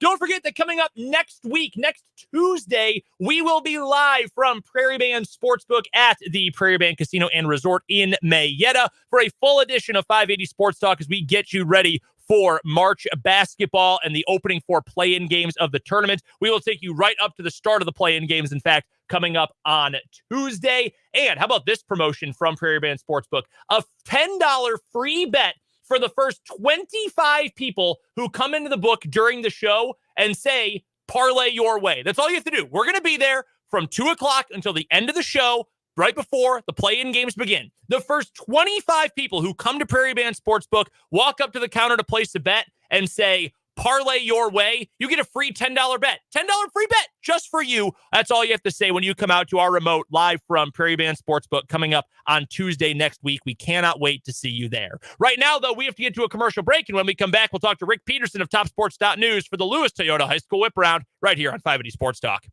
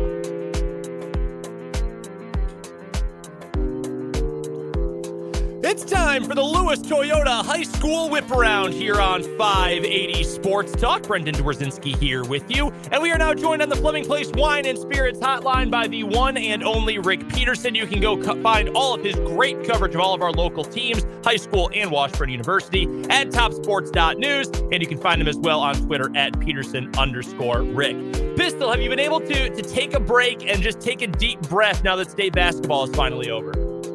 Yeah, take a deep breath and then start thinking about the spring stuff. And we do all the awards and all that. But, yeah, definitely. After, 16 games in 4 days, yeah, you need to take a little bit of a break. Well, let's get to Class 5A, where you were anchored over this past long weekend, Pistol, where the Seaman Lady Vikings, man, what a run. Could not be happier for Coach Matt Tinsley and for those girls. They have been so close so many times. They grabbed the brass ring this year and come away with a state championship. And to beat previously undefeated Andover, to beat what was, as we talked about going into state, an incredibly deep class overall. I mean, what is there more to say about the run that Matt Tinsley's group was able to put together? Well, I thought the key obviously was there were several keys. First, you had to get by a team you had to beat for a third time, DeSoto, to even get to the semifinals. Then you have to face an unbeaten team, coached by former guy coach Hannah Alexander in the semifinals, which they had a tough 4-point win there. And then in the final, I never thought they were in trouble. They just took control right from the get-go. And it's like, okay, we've earned this shot. Now let's take advantage of it. And that's exactly what they did. I thought they played their best game in the final, which is obviously what you want to do. And incredible, too, you want to talk about the storylines going into a championship, and we talked about this last week, Pistol. It was almost the same roster from a year ago. And, we knew Taylon Stahlbaumer's been a good player for a long time. Same with Anna Becker, Maddie Gregg now in her sophomore year, too. But Jada Stahlbaumer comes out of nowhere, and she's a huge piece of the championship run. You had so many contributions off the bench as well. Maggie Molden, Ava Esser, all these players. Just such a great group effort from almost an entire roster that went through heartbreak a year ago to come back and win it all this year. Yeah, and Ava Esser gives them a presence inside, which they needed against some big teams they were facing. And then also, I think at least a couple games, she was double digits rebounds right there. So she was a big piece. Taylon Stahlbaumer hit some huge free throws against Andover. Anna Becker hit a couple free throws to clinch the win. Jada Stahlbaumer had really 3 great games for him, and 13 points in the third quarter of the semifinal just turned the table. As for the other teams in Class 5A who were there on the boys' side of things, Shawnee Heights, obviously that heartbreaker, the unbelievable way that their quarterfinal game ended against Kansas City Piper. And then Highland Park, again, Pistol, just so close to breaking through. They came up just short against eventual state champion Cape and Mount Carmel. That one, you feel for Mike Williams and for that entire Highland Park team, because for the second year in a row, they are one possession away, essentially, and just came up a little bit short against the eventual state champs. Yeah, the difference I saw this year as opposed to last year. Last year, I didn't think they played very well down the stretch in the loss to Andover in the semifinals. This year, I thought both Capen and Highland Park just played like that. I mean, it was just a great high school basketball game, and Capen just found a way to get those possessions to win it in overtime. But I don't think Mike or any of his players could walk off the court thinking they could have given any more. They played really, really well against a really, really good team. And it just, as Mike said, the couple bounces just didn't go our way. And that's exactly what happened. But they played well in that game. We're recapping state tournament basketball with Rick Peterson of TopSports.news. It's the Lewis Toyota High School Whip Around here on 580 Sports Talk. Pistol joining us on the Fleming Place Wine and Spirits hotline. Go check out his work and his entire team's great work over at TopSports.news. And you can follow him on Twitter, too. You should follow him on Twitter, too, at Peterson_Rick. Let's move to another state champion, Pistol, Class 3A. The Silver Lake Lady Eagles, they finish off the perfect season. Their toughest game was their final game against Heston, and they still are able to finish the job and pick up that state title. What a year, what a run for Coach Kyle Porter, for that incredibly talented Silver Lake roster from top to bottom. That, Pistol, we said this on Monday's show, I believe it was. I don't know that Silver Lake would win a state title in a higher class, but I tell you what, with that kind of talent, they could certainly compete with any team in another class. That is a really dang good program and a heck of a year to go 26-0. Yeah, I wish we could have put together like a Shawnee County tournament. You know, we used to have a city tournament, and I wish we could have done that, because I would love to see like Maddie Vickery go against Mackenzie McDaniel, and and Silver Lake go against Seaman, and you know they did go against Hayden, and that was a heck of a game for a while, and then Silver Lake pulled away late. But that's why I love sports like track, where you can see all the classes together. It would have been fun to see how Silver Lake could have matched up against some of those bigger teams. And I agree with you. I think they'd be competitive. I think they'd be competitive in any class. The ability to go an entire season when you win, what was it, all but 2 games by double figures, then to still have the toughness and the ability to get through your final game, which was a battle, a knockdown, drag-out fight the entire time, and still pick up a win in the championship game. That says a lot to me, Pistol, about the coaching of Coach Porter and the rest of his staff, but also the toughness of that team. Well, and yes. And the thing was that they've been waiting for that moment for 4 years. You know, they had made 4 straight state tournament appearances. The first year was kind of a different setup because of COVID. But, they had gone 3rd and then 4th. And they were, I think they were just in the mindset, we just got to get it done this time, especially with a senior-laden team. You know, this is our chance to get it done, and I think they were going to do whatever was necessary to fight off Heston and get that win. Let's jump over, Pistol, to Class 6A as we are talking to Rick Peterson for our Lewis Toyota High School Whip Around on 580 Sports Talk. We know that there are no moral victories, not in the moral victory business. And when you're a school like Washburn Rural and a coach like Kevin Bordewick, you are looking for championships and wins. It's not about the moral victories. But all of that being said, for the adversity that Washburn Rural's girls went through this year, to be maybe one of their more improbable runs, not just to the state tournament, but all the way to the state championship game, I don't know how you could possibly hang your head, even coming away with a loss in that title game, knowing what they went through and what kind of run they put together just to get to that final game of the year. Well, and I would say that's true for the last 2 years. You know, last year they make it to the state title game, lost by 1 point, I believe. And that was after losing Zoe Canfield at midseason to an ACL. And then this year, they just, like you said, they had some ups and downs and had a run where they couldn't score very many points. But you've heard me say it more than once. Never count out Kevin Bordewick's teams, and they made a heck of a run. And I think they are. You know, you're always hurting right after the game, but I think that whole program is proud for what they accomplished. I know there are programs pissed on it. You know, Aquinas lost this year, but you win 7 in a row, or you might dominate in one class or another. But I tell you what, Pistol, in that 6A girls class, which is getting better and better as girls basketball has more emphasis and more great athletes in it year over year, to go to 3 straight championship games with a couple of very different rosters to win one of them. I mean, I'm right there with you. You can never count out Kevin Bordewick, and I think that really tells you they are, despite losing the last 2, they are the class of that class right now, in my opinion. Well, they certainly are one of the absolute elite teams in that class. and throw in a state title in 19. So titles in 19 and 22, state championship game appearances the last 3, and and hey, I mean, we don't even throw in volleyball, right?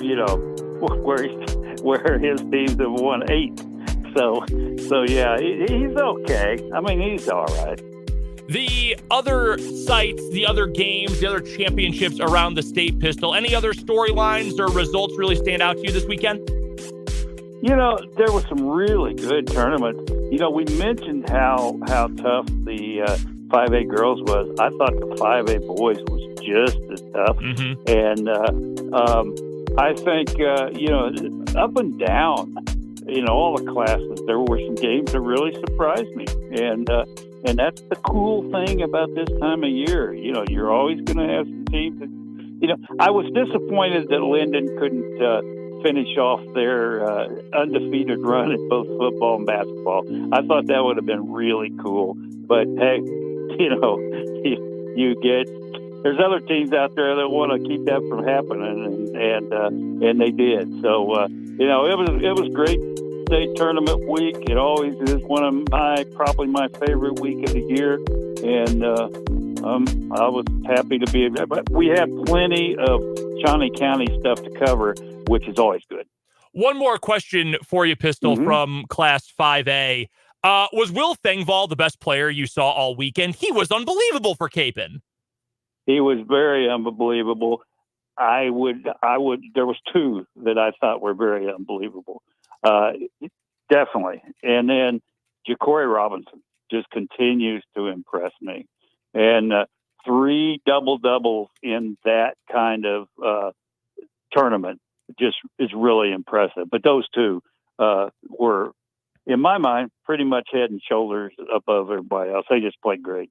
Nobody is better at covering our local teams, both high school and Washburn University, than the great Rick Peterson from TopSports.news. Head to the website, TopSports.news, for all the best coverage of all of our local teams. Make sure you're also following Pistol on Twitter as well, at Peterson_Rick.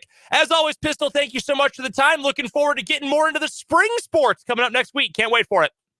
I'll be ready. That is Rick Peterson from TopSports.news. Awesome stuff, as always, from Pistol.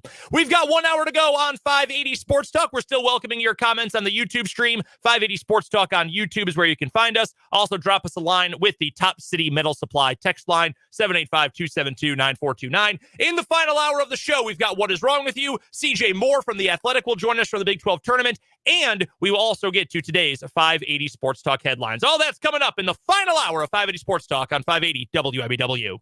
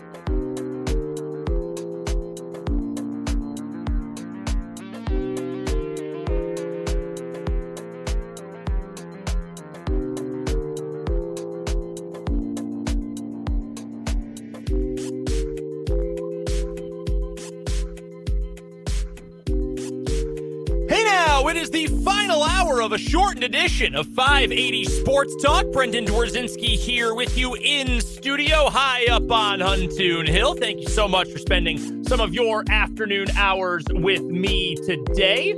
We will be joined by Dan Lucero coming up a little bit later on in this hour, not quite 20 minutes from now for today's What is Wrong with You? We will also be joined by CJ Moore of The Athletic coming up at the bottom of the hour for today's Big 12 breakdown. CJ joining us from the Big 12 tournament in Kansas City, Missouri, also where Dan happens to be today along with Spencer Dupuis. So they will both join us coming up a little bit later on this hour. We are out of here at the top of the 5 o'clock hour because we've got Kansas State basketball coming your way tonight. The Cats still alive with their NCAA tournament hopes and still alive in the Big 12 men's basketball tournament as well. It will be K-State versus Iowa State. Pregame at 5, tip-off at 6 on the K-State Sports Network here on 580 WIBW. You are welcome to share your thoughts on anything we're talking about on the show today on YouTube. 580 Sports Talk is the name of our YouTube channel. Head to youtube.com, search 580 Sports Talk. If you're not a subscriber already, would love for you to be one. All you have to do, hit the subscribe button. It's free. All you need is a YouTube account. And of course, you can watch our live stream as well. We video stream the show every single day, and you can hang out in the comment section. It's been popping off all day long. You are welcome to leave a comment. Let us know what you're thinking about anything we're talking about on the show today. You can also hit us up on the Top City Metal Supply text line. That number is 785-272-9429. From construction sites to renovations, from the farm to the garage, Top City Metal Supply understands the value of precision and cost efficiency. No more wasted materials, no more wasted money, just metal cut to the exact size you need. That's Top City Metal Supply, located on South Topeka Boulevard, just north of Forbes Field. We've got a busy day of 580 Sports Talk headlines and not a whole lot of time, so let's dive right on into them. First things first, an updated headline from something we gave you at the top of the 3 o'clock hour. Arik Armstead, the newest member of the Jacksonville Jaguars, a surprise cut by the San Francisco 49ers last week. Well, he is getting quite a deal from Jacksonville. Don't know the guaranteed money yet, but 3 years, $51 million for Arik Armstead to go to Jacksonville. He will line up there with Josh Allen. No, not that Josh Allen, the other Josh Allen, as well as former first overall pick Travon Walker. That is suddenly a much more formidable defensive front for the Jaguars. Still need some help on that defense, but certainly a good start for Doug Peterson's group. That is just about the same amount of money. I believe it was 3 for 51.1 that went to Bryce Huff for the Philadelphia Eagles. Now, there are two different positions. Armstead plays on the interior with a little flexibility to move outside. Bryce Huff is a true edge rusher. I'd rather have Armstead. I think Arik Armstead, he's older, which is notable. He's got more tread on the tires, but that also is a negative in the case of Bryce Huff. He's never played more than 500 snaps in a season. Armstead has been through some wear and tear in his career, but I think he's a better all-around player. And again, I understand that it's different positions, different importance, whatever. But if you were to tell me you've got 3 years and $51 million to spend as an NFL GM, what would you rather have? Bryce Huff off the edge or Arik Armstead in the middle of your defense? I would rather have Arik Armstead. So I think that's a pretty good deal there for the Jacksonville Jaguars. Again, we got through most of today's free agency and trade acquisitions around the NFL. However, that is the latest update. Arik Armstead going to the Jacksonville Jaguars. Of course, the news that we broke earlier, that we don't even have the Seahawks and Commanders fans here for, is that the Commanders traded their former starting quarterback, Sam Howell, to the Seattle Seahawks. We got Spencer's thoughts on the move. During What is Wrong with You, real quick, we'll get Dan's thoughts on that trade as well. As for other headlines from the world of sports today, few other big ones that we are going to get to from the college basketball world. He coached his final Big 12 game just a couple of days ago. Mike Boynton fired by Oklahoma State. 7 seasons in Stillwater, 1 NCAA tournament appearance, 119 wins, 109 losses. I'm not surprised. Are you? I mean, one NCAA. Look, let me say this. I like Mike Boynton. I've gotten to ask questions of Mike Boynton at Media Day before. I've talked one-on-one with Mike Boynton a little bit. I like the way he handles himself. I think he's a good guy. I think that he's got some positive traits as a basketball coach. they got screwed by the NCAA during his time at Oklahoma State. One of those years they were banned from the postseason anyway. All of those things are true, and a lot of those things are a credit to Mike Boynton. That program's not good. They're in the mud. They were awful this year. Truly, truly awful. And it was time. The only time they made it to the NCAA tournament during his tenure was in the COVID year, which was a barely real tournament anyway. And it was with the best player in college basketball, the number 1 overall recruit in the country, Cade Cunningham, on his team. And after he was salty about the change in recruiting now in the NIL era, let's not forget Mike Boynton also hired Cade Cunningham's brother to be on his staff to get Cade Cunningham's recruitment. So there you go.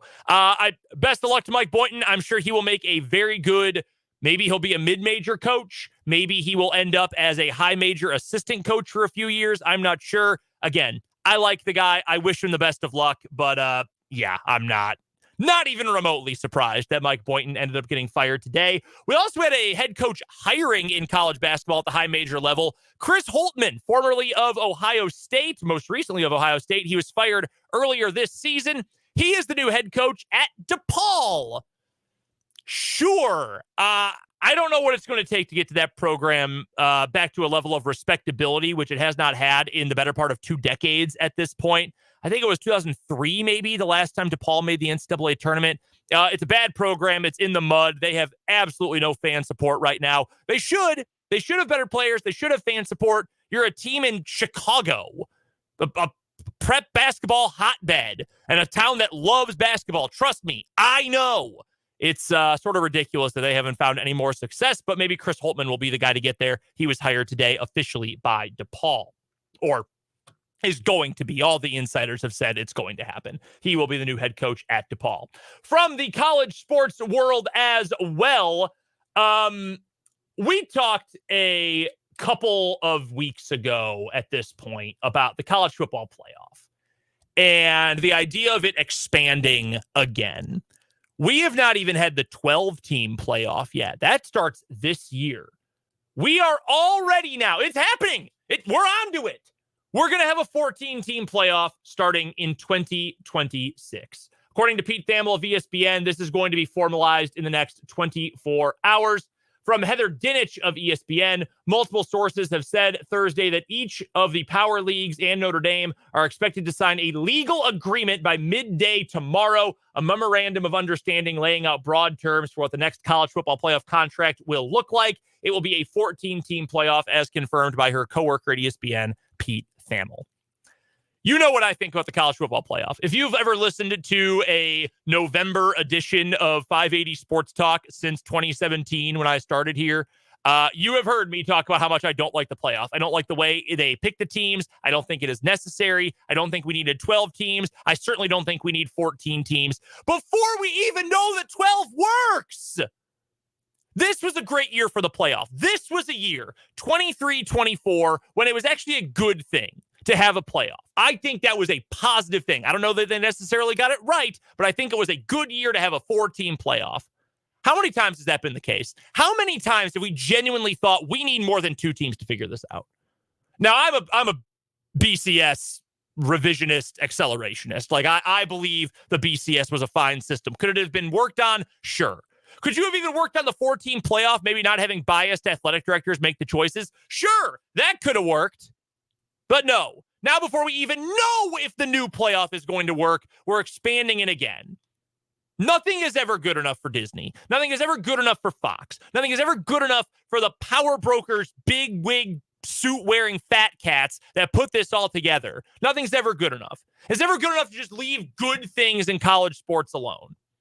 And I hate to be the Mr. Slippery Slope guy here, but if you think this is where it stops, I think you're going to be sorely mistaken, because it's going to be the NCAA tournament eventually.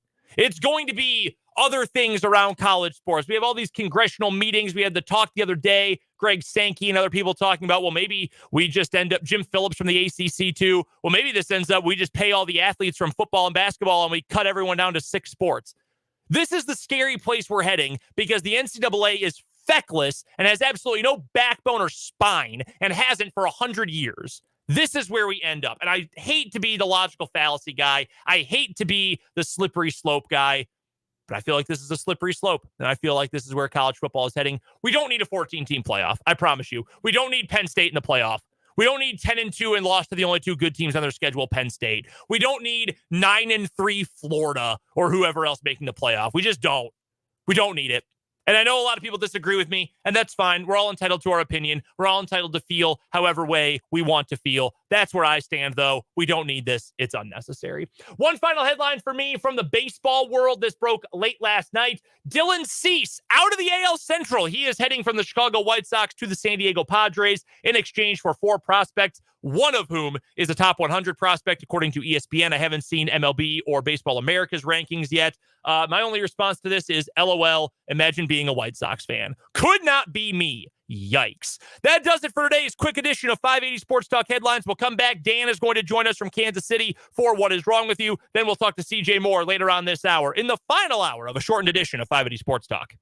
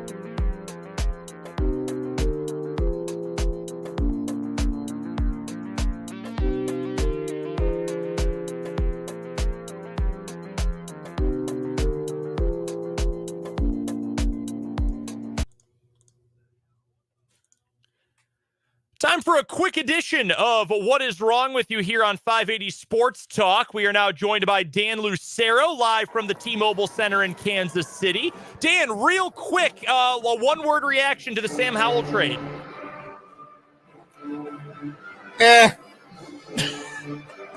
All right, fair enough. We'll count that. Onomatopoeias are worse. Dan joining us from the Big 12 tournament in Kansas City. Our current winner for the week in What Is Wrong With You, it is the Burger King divorce incident. That tells you all you need to know. Dan, your story's up first. All right, we're going to Lincoln, Nebraska. And as anyone who has ever been a kid or had kids knows, the wonderful thing about Tiggers is that Tiggers are wonderful things with tops made out of rubber and bottoms made out of springs. But this Tigger, or this person dressed like Tigger, broke into a vape shop in Lincoln, throwing a concrete rock through the window before hopping through and stealing $500 worth of items on the shelves, again, while wearing a costume of Tigger, the beloved character from the Winnie the Pooh series. Tiggers may be bouncy, trouncy, ouncy, and pouncy. Fun. But this is a not so wonderful thing about this Tigger. If they find him, he's going to prison. Why Tigger? That's what I want to know. Of all the characters, why Tigger? Hey, he saw he needed to cover his face, so he said, I'll just wear the mask. And, oh, well, may as well go whole hog and wear the suit. Free, geez, apparently so. That's a good one. My story is taking us to Sunny Isles Beach, Florida, where Cecilia Selena Mercado, better known as Latina singer Ceci, was arrested after driving with fake diplomatic license plates on her car. When she was released from jail, however, the man who picked her up, her boyfriend, 22-year-old Andres Lopez Escobar, was arrested for the exact same crime. He also had fake diplomatic plates on his car when he picked her up from jail. Mercado, who was born in the Bronx, left the correctional center in a Maybach sedan with the phony diplomatic plates.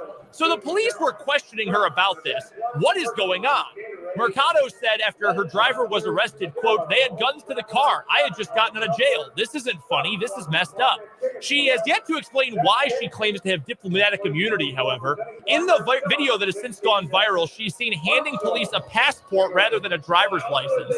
Local 10 crime specialist Bridget Matter from Florida probed her on the subject as she walked out of jail. Quote, weren't you born in the Bronx? Yes, I was born in the Bronx, New York. After she was asked if she denounced her U.S. citizenship, Mercado said, no, I am an American state national. Regarding the tag she was pulled over for having, Mercado said, they are not fake. They are completely registered to my private trust and my private vehicle, which, by law, I am allowed to have a vehicle under a trust. She later said, following her driver's arrest, it's not fraudulent plates, it's a lie, claiming they are registered to the Department of Transportation and the U.S. Department of State.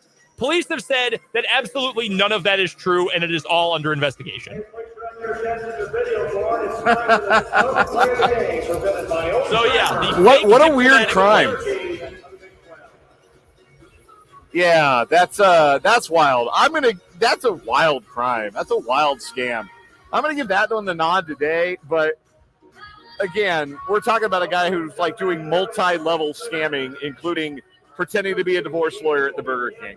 So I think that guy's going to continue to advance. Yeah, I think this one would be a weekly winner in most weeks. You're right. It is a wild story, but again, the title of our other story is Burger King Divorce Incident, and I'm just really not sure how that one's going to be toppled, barring history made tomorrow. That is our winner again for today. We've got the fake diplomatic plates, but for the week, it is the Burger King divorce incident here on What Is Wrong With You. Dan, appreciate the time. Again, real quick answer here. TCU, how bad has it gotten? They are 10 of 34 on layups. That tells you all you need to know. Well, hopefully once that game ends, you have some more fun basketball coming up tonight, Dan. We'll see you soon.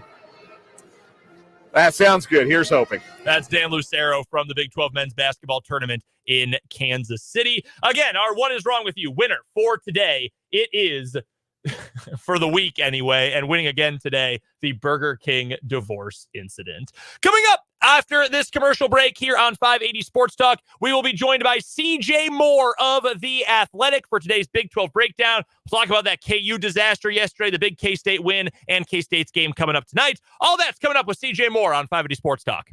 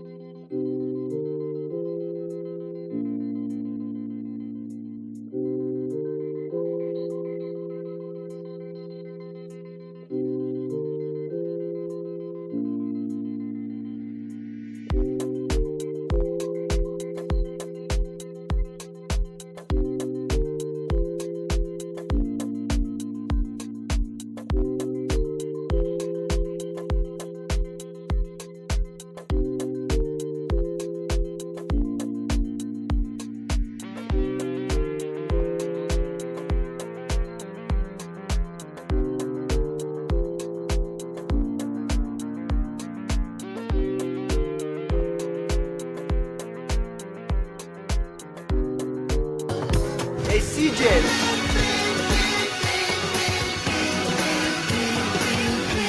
12 breakdown. CJ, more. CJ, more. It's time for the Big 12 breakdown here on 580 Sports Talk. Quarterfinal Thursday for the Big 12 tournament. And what better time to talk to our good pal CJ Moore of The Athletic than today? You can go find CJ's fantastic work covering college basketball at theathletic.com. Make sure you're a subscriber, and you can find him on Twitter as well at CJ Moore Hoops. CJ, is this the best day of the college basketball calendar? Not just locally, because it's quarterfinal day of the Big 12 tournament. Should have a great day of basketball on tap. Already started a little bit earlier today. But we've got games all over the map. I believe we have some auto bids that are decided today. We had an 11:30 A10 tip-off on USA Network today. I mean, it's just such a beautiful basketball day. Is this the best day of the calendar year?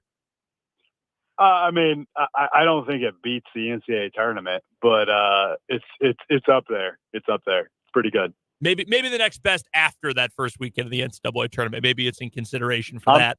I'm a big hot take. I love the second weekend because I actually like to be able to like consume every single game. When there's so many games going on, it so much, it's almost like it's almost overstimulation.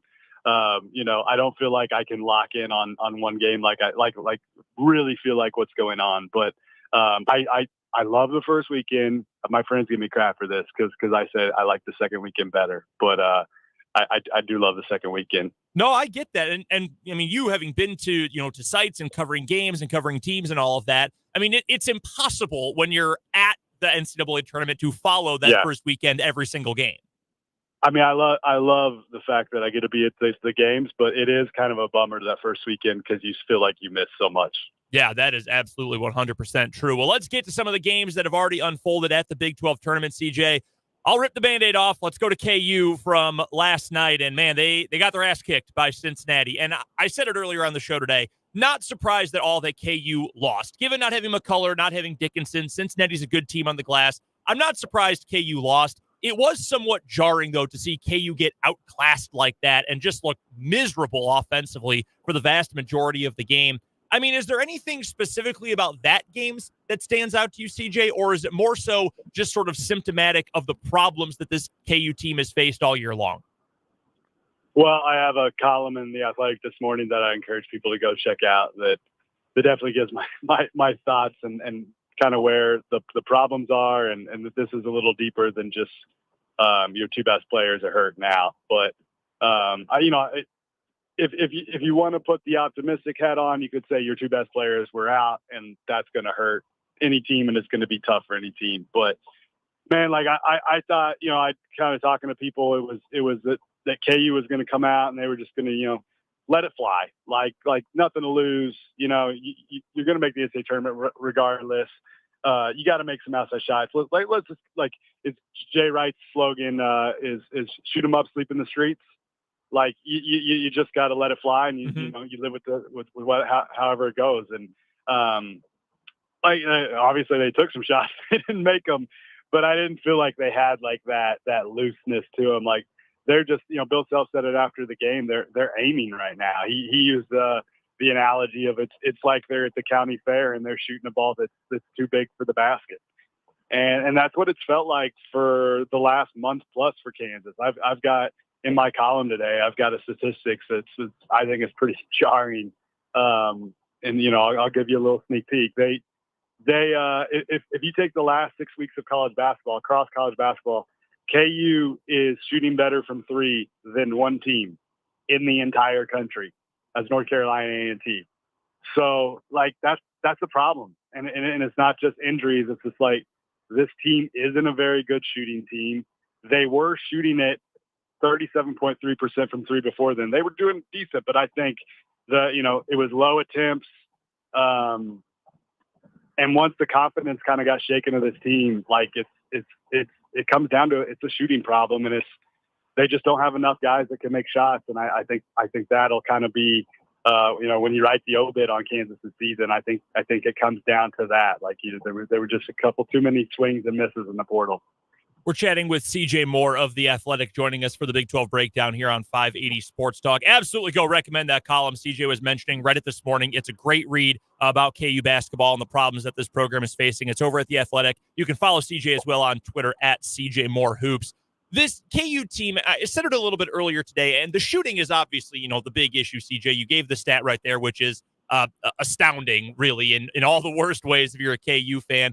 But it just feels like this is now 2 years in a row where KU has been lacking any kind of depth, playable depth, just like depth at all. Like the Elmarko Jackson thing has not worked out, and that's a bummer because I want it to work out for him. It just hasn't. Nick Timberlake has obviously been a disaster, save for like 3 dunks in one game. Like it's just so many guys 2 years in a row now who aren't giving you enough. Last year, there was that gigantic transfer class out of KU. This year, like you mentioned, a lot of swings and misses in the portal. It's just kind of jarring to see this from Kansas basketball of all teams. Yeah, let's go back to Elmarko because, like, I feel like piling on him is unfair. Sure. Not all 5 stars are created equal. Most freshmen aren't ready to play, and I think if he stays at KU, there's one day where he's going to be a very useful player and develop into something. Like he's shown enough flashes, and his role should probably be like a 7th man on a team, 7th, 8th man this year on a KU team. And then, maybe next year, the year after that, like then he's a starter. That's the progression that, probably should have been for him. But because you really didn't have the depth and, those other spots, it forced him to be a starter. And you're right that I do think I think if Bill Self was given some true serum, he'd say, hey, in the portal, we have hit on the guys that are obvious, and whether you want to say Hunter Dickinson's a hit or not, like, has he been slightly disappointing considering expectations? Maybe fair to say that. He's part of the shooting problem. Like he was brought in to not just score from the low post, but hey, he can make an occasional jump shot and stretch the defense that way. And it kind of works with KJ not being able to shoot because our center can shoot. And he hasn't, outside of the beginning of the season, he hasn't shot it very well. But the obvious guys, the Kevin McCullers, the Hunter Dickinson, the easy ones, like, yeah, they've hit on those guys. But the guys that are further down the list that you're hoping can be role specialist type guys, they've just kind of missed on those again and again. Joseph Yesufu, Nick Timberlake, there's a much longer list. I'm not going to be able to think of them all right now. But I think that's where your kind of depth problems come in. And, Hunter created a little bit of a problem in that it ran away all your young interior depth that, they left because they didn't want to sit behind him. And it kind of speaks to, there's not a lot of patience anymore. And but you kind of understand guys can just leave and go find somewhere else where they can play. But then it also made it really, really difficult to get anybody else to come be an interior player. And, I'm almost shocked. I think they made a deal with Zach Clement to get him to stay and to redshirt and, have a shot down the road. But it's almost kind of shocking the way the season's played out, knowing what Self did with Ochai Agbaji years ago when, he pulled his red shirt in the middle of the season. I can't believe they never pulled Zach Clements' red shirt just because while, yeah, you needed guards and you needed shooting, it at least gives you a usable body who can make shots. So I wonder if like he could go back in time and replay the season if he'd at least pull that red shirt. Cause I actually think Zach Clements could have helped him a little bit. Yeah, I mean, at some point, you just need more warm bodies, right? We're talking to CJ Moore from The Athletic. It's the Big 12 breakdown here on 580 Sports Talk. CJ joining us on the Fleming Place Wine and Spirits hotline, getting ready for more Big 12 tournament action coming up today. And coming up here in just a few minutes on our airwaves, K-State basketball is still alive. They had a nice comeback win over the Texas Longhorns on Wednesday. I said it on yesterday's show, CJ, that I was picking Texas, but I wouldn't be shocked if K-State, feeling its back against the wall, put together a good performance and came away with the win. Do you think that game was more about K-State playing a really good second half or about Texas imploding down the stretch? Maybe a little bit of both. Like Texas to me is like the most underwhelming NCAA tournament lock there is. I just watched that team and was like, they're fine. But you got to give credit to K-State. Like I think what K-State desired to be this year, which is a really, really good defensive team and a team that, could ride the hot hand and whether it was Tyler Perry or Arthur Kaluma, relying on those guys to really carry the offensive load. Like we kind of saw that yesterday from them. And, Tyler had a great second half. Arthur had some moments too. So it was a really, it was a really good win for K-State. The Cats still got work to do. Like they have to win today to even put themselves in the conversation. A win today and a win tomorrow, they're probably in. A win today puts them in the conversation. So there's still a lot of work to do, but hey, you can only do it one at a time. And props to them that they played some inspired basketball last night, and they're giving themselves a chance. If it's going to happen for K-State coming up tonight against Iowa State, would be a second win in 1 week over Iowa State. I know in Kansas City a little bit different than playing in Manhattan. What's that going to look like if K-State's going to be able to get it done tonight? Has to keep guarding, has to, limit Iowa State to behind the three. And when they're really good, they're making threes. So you gotta, keep them away from getting in an offensive rhythm. And then, you just got to be able to have your playmakers make more shots than their guys. And they're going to need another really good game out of Tyler Perry. I think for them to keep advancing, he's got to stay hot. And, this is kind of his time of the year. You go back to last season, like he crushed it in NIT and was great. And, he's always been good. And I think his stats are overwhelmingly better in the second half. So, I do think he's a clutch player. So we'll see what he keeps being able to produce. But I think he's got to be really, really good. And the defense has to keep, guarding like it has been. If I told you that Houston is not on the table, you are ineligible to pick Houston, who would your next favorite be to win the tournament this week? I'll go with Baylor. I kind of like Baylor too. Yeah, I mean, I think they're the most talented team in the Big 12. They might be NCAA tournament wise too. They might be like the most equipped to go on a run. I'm Big 12. You can call me Big 12 homer maybe if you want. Like I've covered this league and I want the league to do well. I live in Kansas City. Like it's better for me if the league's doing well. I am a little worried about the Big 12 in the NCAA tournament. Like you look at the all Big 12 first team this year, or just all Big 12 teams this year, and then you go compare them to like years past. There's just not as many dudes this year. There's not as many pros on that team this year as there's been in the past. And I wonder, like I think there's a lot of good Big 12 teams. I don't know if there's a lot of great Big 12 teams this year, and Houston is definitely taking a hit with losing JoJo Tugler. That's hard. So they've done an outstanding job, and I could be totally wrong, and two Big 12 teams could make the Final Four, but I am a little worried for the league in the NCAA tournament, and I do think that you could say this conference tournament's kind of wide open. All right. We'll probably get Houston beating Iowa State in the final, and then those two teams in the Final Four, and I look really dumb. But that's fine. I'd love that. Hey, sometimes it's okay to be wrong when it ends up benefiting us. We're in the same business in that regard. Two quick coaching questions for you, CJ, then we'll let you go, and we appreciate you joining us here on a busy quarterfinal Thursday. One piece of news from the Big 12 that was reported first, I believe, by John Rothstein this morning just after 10:30. Oklahoma State parting ways with Mike Boynton. I don't think anyone is surprised by that at all. I like Mike Boynton just as a person a lot.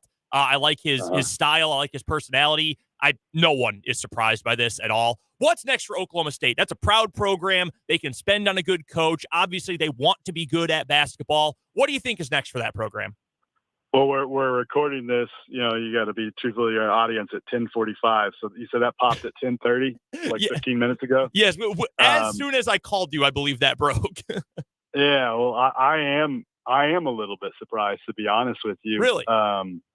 Yeah, everything that I had heard was they were going to keep him for one more year, at least one more year. Give him one more year. So I think in the industry, coaches, agents, that is a little bit of a surprise. There was a sense that they were going to invest more in the NIL and kind of give him a better shot that way this year. So you're a little bit surprised. Mike is a really, really good dude. So you feel a little bit bad for him just knowing him personally. But yeah, I mean, the results are the results, and it's a big boy business, and even if, sometimes when you don't have the resources, it doesn't really matter. Expectations are expectations everywhere. Almost everybody wants to win. So in that regard, not shocked, but I am a little surprised just kind of what you've been hearing, talking around to people in the sport. So yeah, that's a has the potential to be a good job. I miss the days when Oklahoma State was really good at basketball. Like, I think it's more fun if the Cowboys are good. They like going back to the Eddie Sutton days. So there's some good coaches out there that I think that they could grab, and I would, if I'm them, I'd narrow my focus into the Missouri Valley, and I would go grab either Josh Schertz or Darren DeVries. I think if you get DeVries, you get his son, which is one of the best players in college basketball. And if you get Josh, you probably get his starting five, which gives you a jump start on getting that thing going, because they need talent. So if I'm Oklahoma State, I'm starting my search probably right there.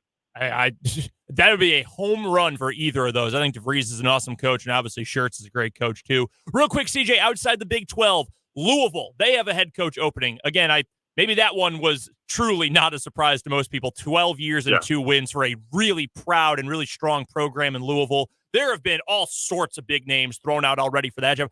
We've seen Scott Drew. We talked about that yesterday. I can't see him leaving Baylor for Louisville, but hey, who knows? I also thought Mike Boynton was not a surprise that he was let go on Thursday. What would you say? I'm not necessarily looking for a report, but can you think of a big name who would be a great fit for that Louisville job, which, again, clearly needs a spark? Yeah, I mean, they are.